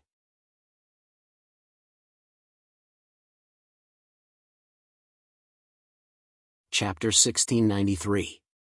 A few days ago, Oldja suddenly changed his update schedule and didn't finish the 3rd update. I'm really sorry. The main reason was that my mother found a shadow in her lungs. The doctor said that it was basically a malignant tumor. Fortunately, it was discovered early. I won't describe Oldja's mood. I'm actually very glad that it was discovered early. This way, after my mother's surgery is successful, she should still be able to maintain a certain quality of life. The following is the update situation. At first, I promised to start the 3rd update on June 13, 2019 and continue until New Year's Day. Oldja persisted until the beginning of December, half a year. As a result, in December, his body collapsed and he had to adjust his work and rest schedule. The 2nd update was delayed for a while. After the adjustment, a few days after resuming the 3rd update, my mother was diagnosed with the disease. No matter what the reason was, Olja still couldn't do what he promised. I'm really ashamed. What's even more ashamed is that the January update might be a bit slack. At least in the early and middle part of the month, he could only try to maintain the first update at noon.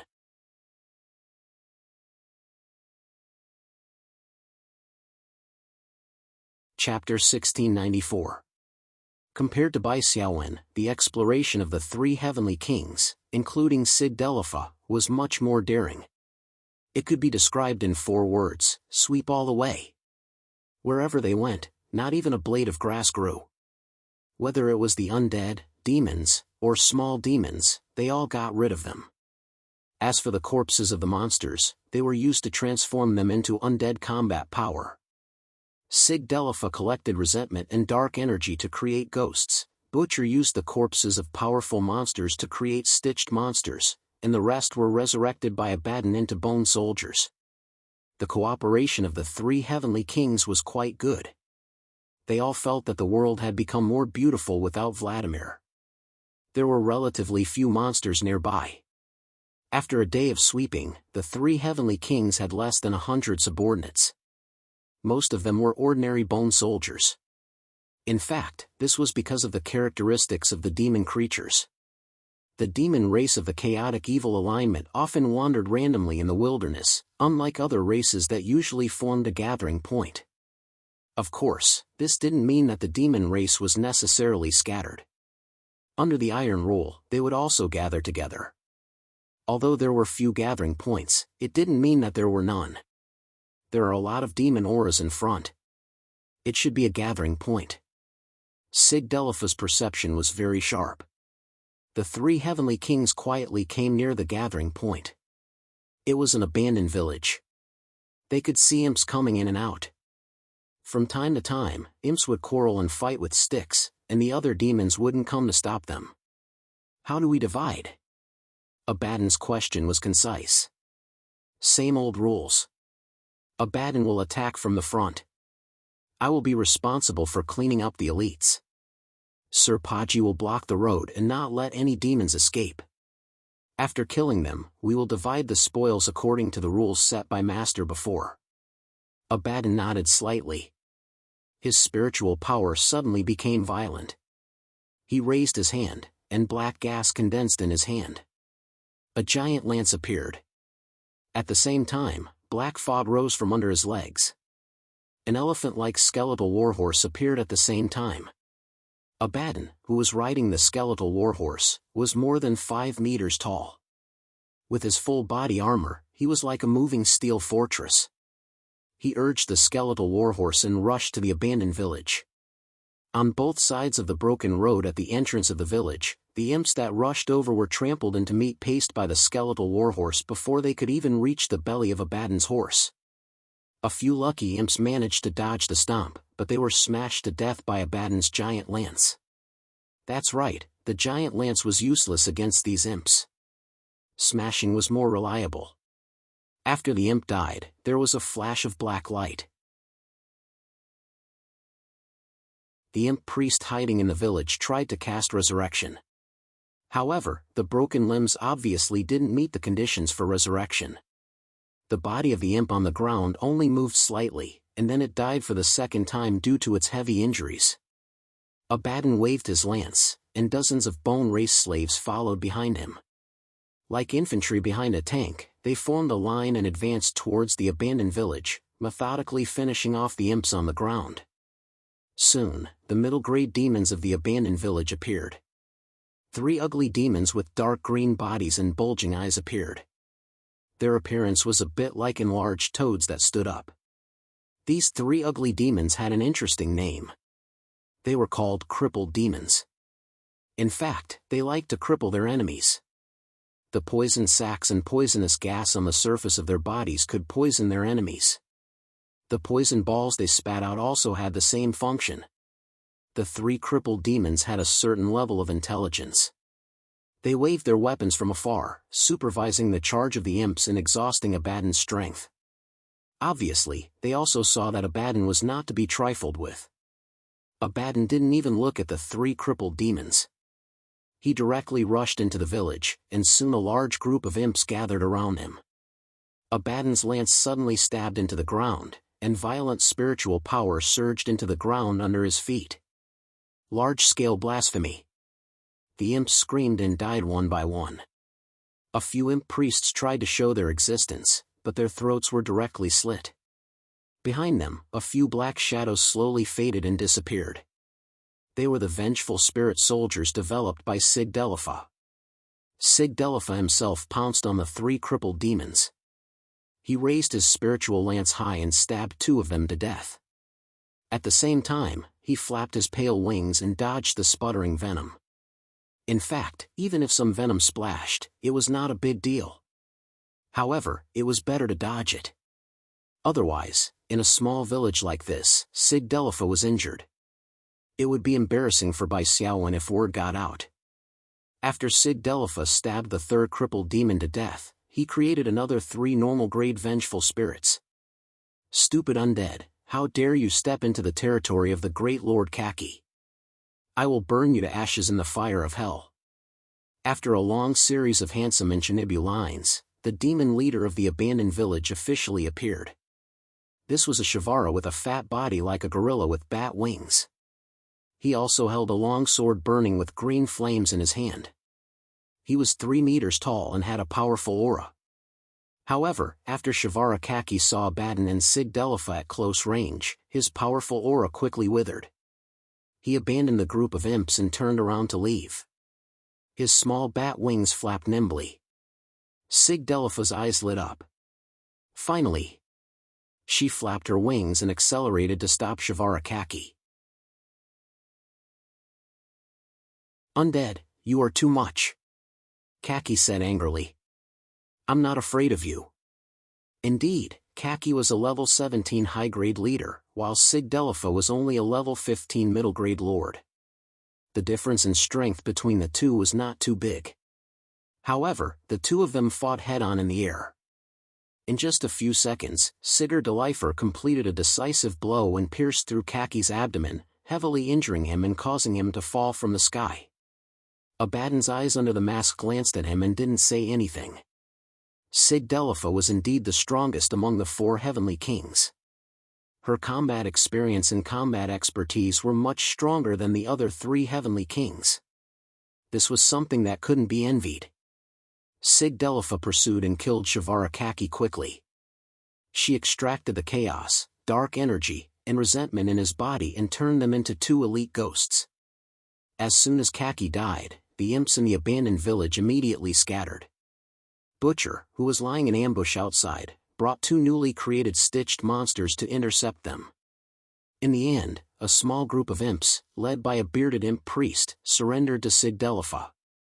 The imp priest didn't have high intelligence. He spoke the demon language intermittently, but the meaning was clear. He thought that the person who could kill Lord Kaki must be stronger and worth following. What should we do? Kill him or not? Sigdelifa asked for advice.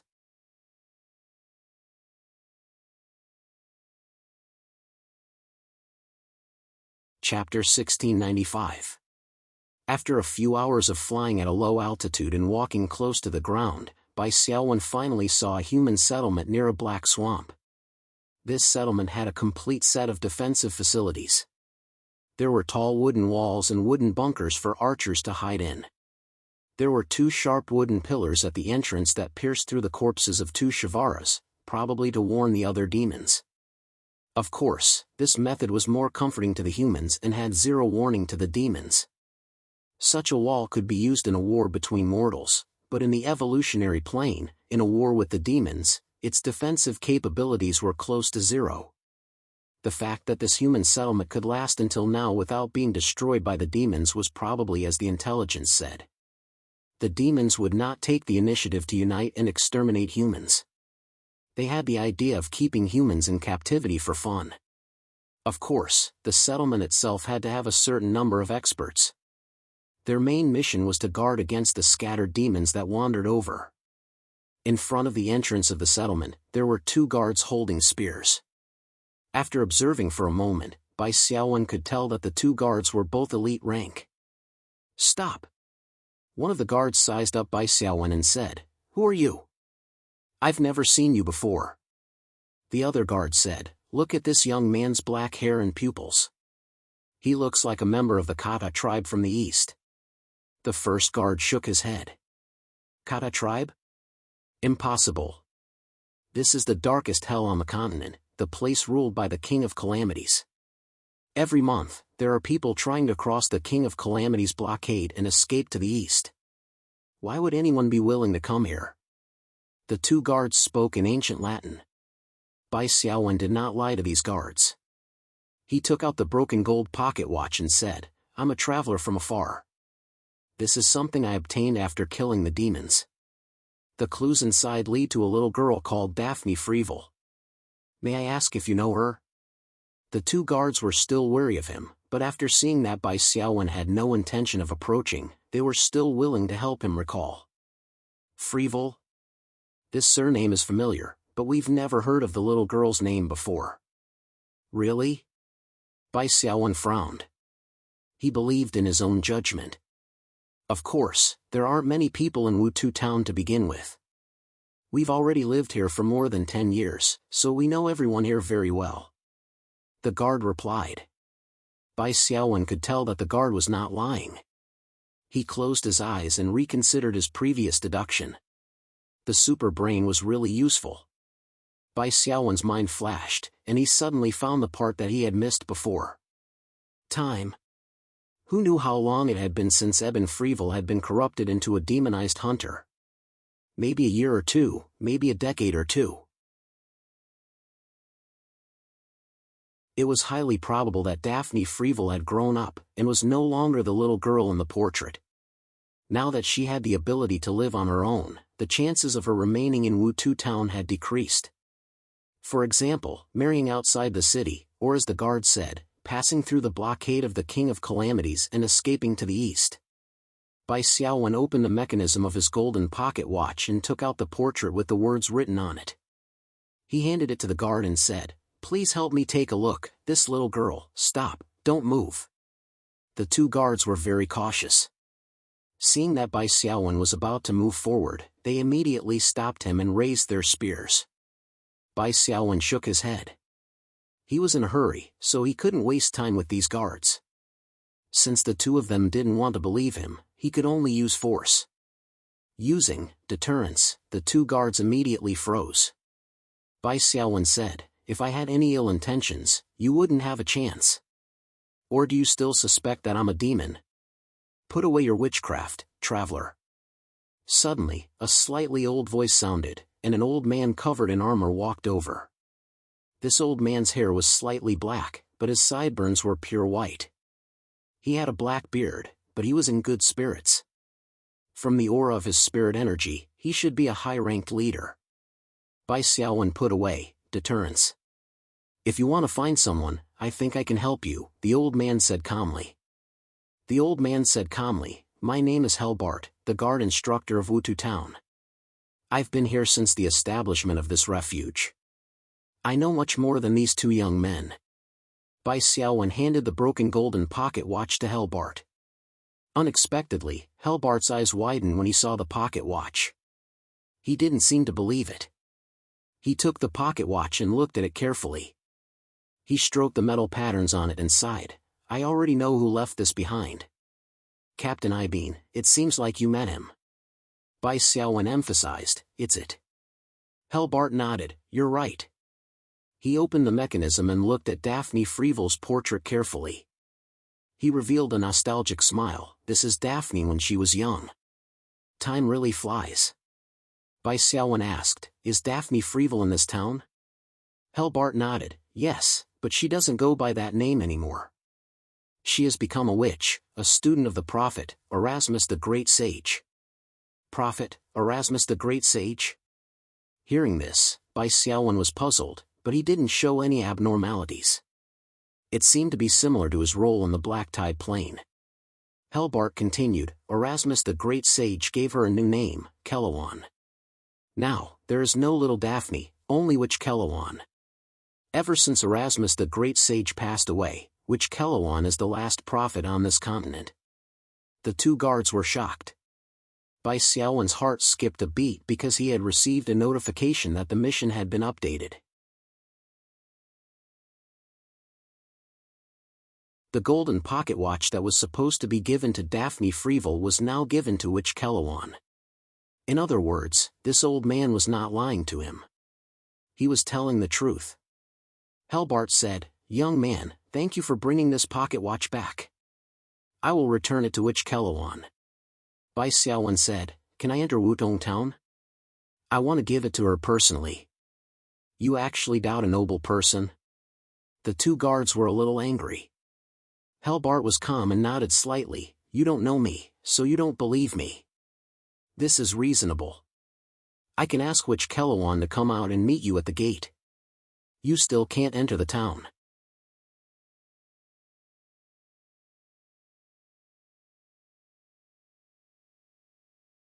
Chapter 1696. Bai Xiaowen nodded in acknowledgement. Helbart handed the gold pocket watch to Bai Xiaowen and turned to leave the gate.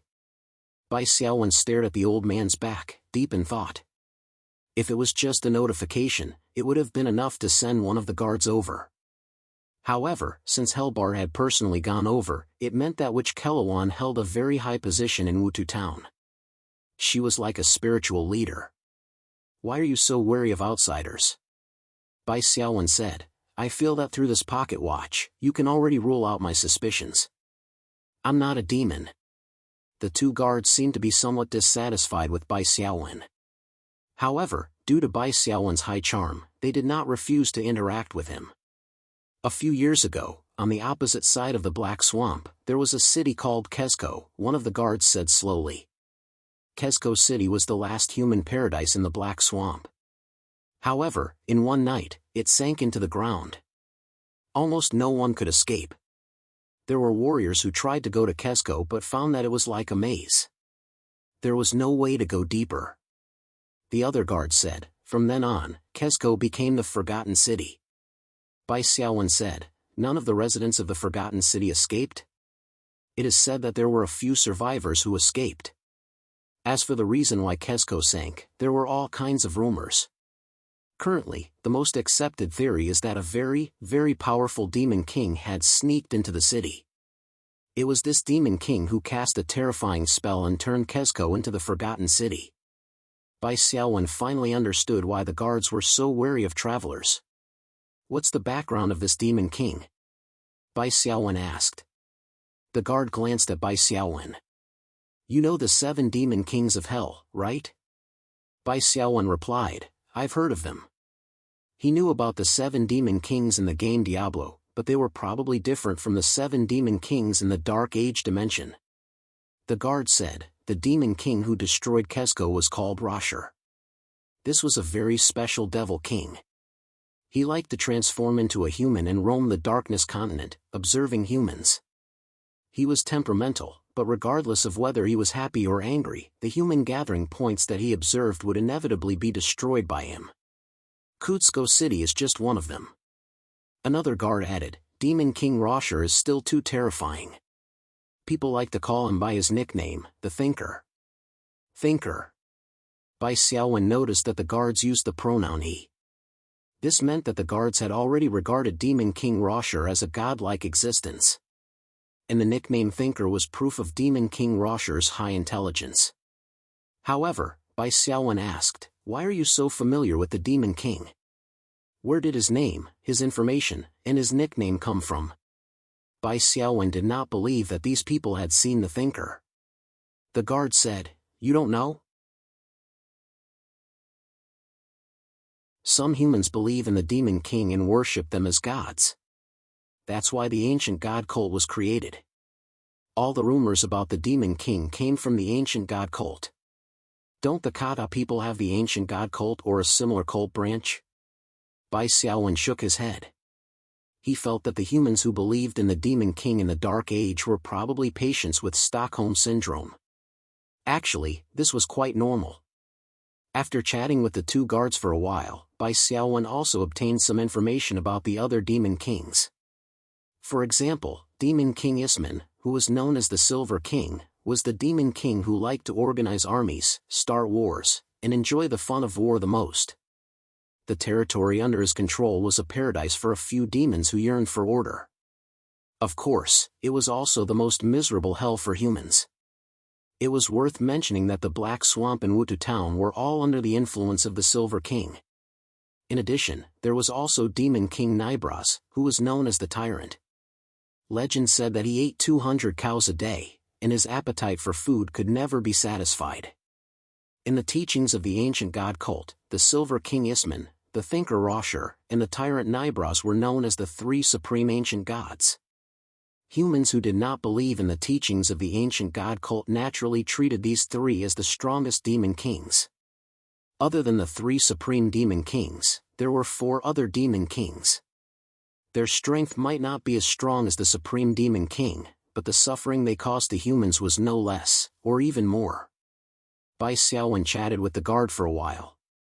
Then, he saw Helbart walking over slowly with a woman covered in a black robe. "I'm talking about this traveler," Helbart said. "He brought your father's relic and insisted on handing it to you personally." The black-robed woman came in front of Bai Xiaowen and lifted her hood. "You are Daphne Freeville?" Bai Xiaowen took out a broken gold pocket watch and handed it over. The black-robed woman's voice was slightly hoarse. "Please call me Kelawon." Witch Kelawon's hands were clearly trembling as she took the gold pocket watch. This made Bai Xiaowen slightly surprised. The witch's reaction when she saw the gold pocket watch seemed a little exaggerated. Could it be that there was a secret in this watch? Or was it purely because she missed her father? While Kelawon was confirming the portrait and last words in the gold pocket watch, Bai Xiaowen was also observing this last prophet of the Darkness continent. Witch Kelawon had a head of flaxen hair and a sickly pale skin, probably because she had not seen sunlight for a long time. Her appearance was still very beautiful, like porcelain, with a delicate and fragile feeling. Judging from her age, Witch Kelawon should be above 25 years old. This meant that the portrait of the little girl in her father's pocket watch should have been left behind more than 10 or 20 years ago. Bai Xiaowen looked carefully and couldn't see any similarities between the Witch Kelawon in front of him and the little girl in the portrait. He could only say that a girl changed 18 times between childhood and womanhood. Soon, Witch Kelawon finished her confirmation. She took a deep breath. Her pale fingertips and trembling fingers could still be seen. "May I ask, did you personally discover this pocket watch?" Bai Xiaowen nodded. "Wasn't it passed to you by someone else?" Bai Xiaowen felt that it was strange.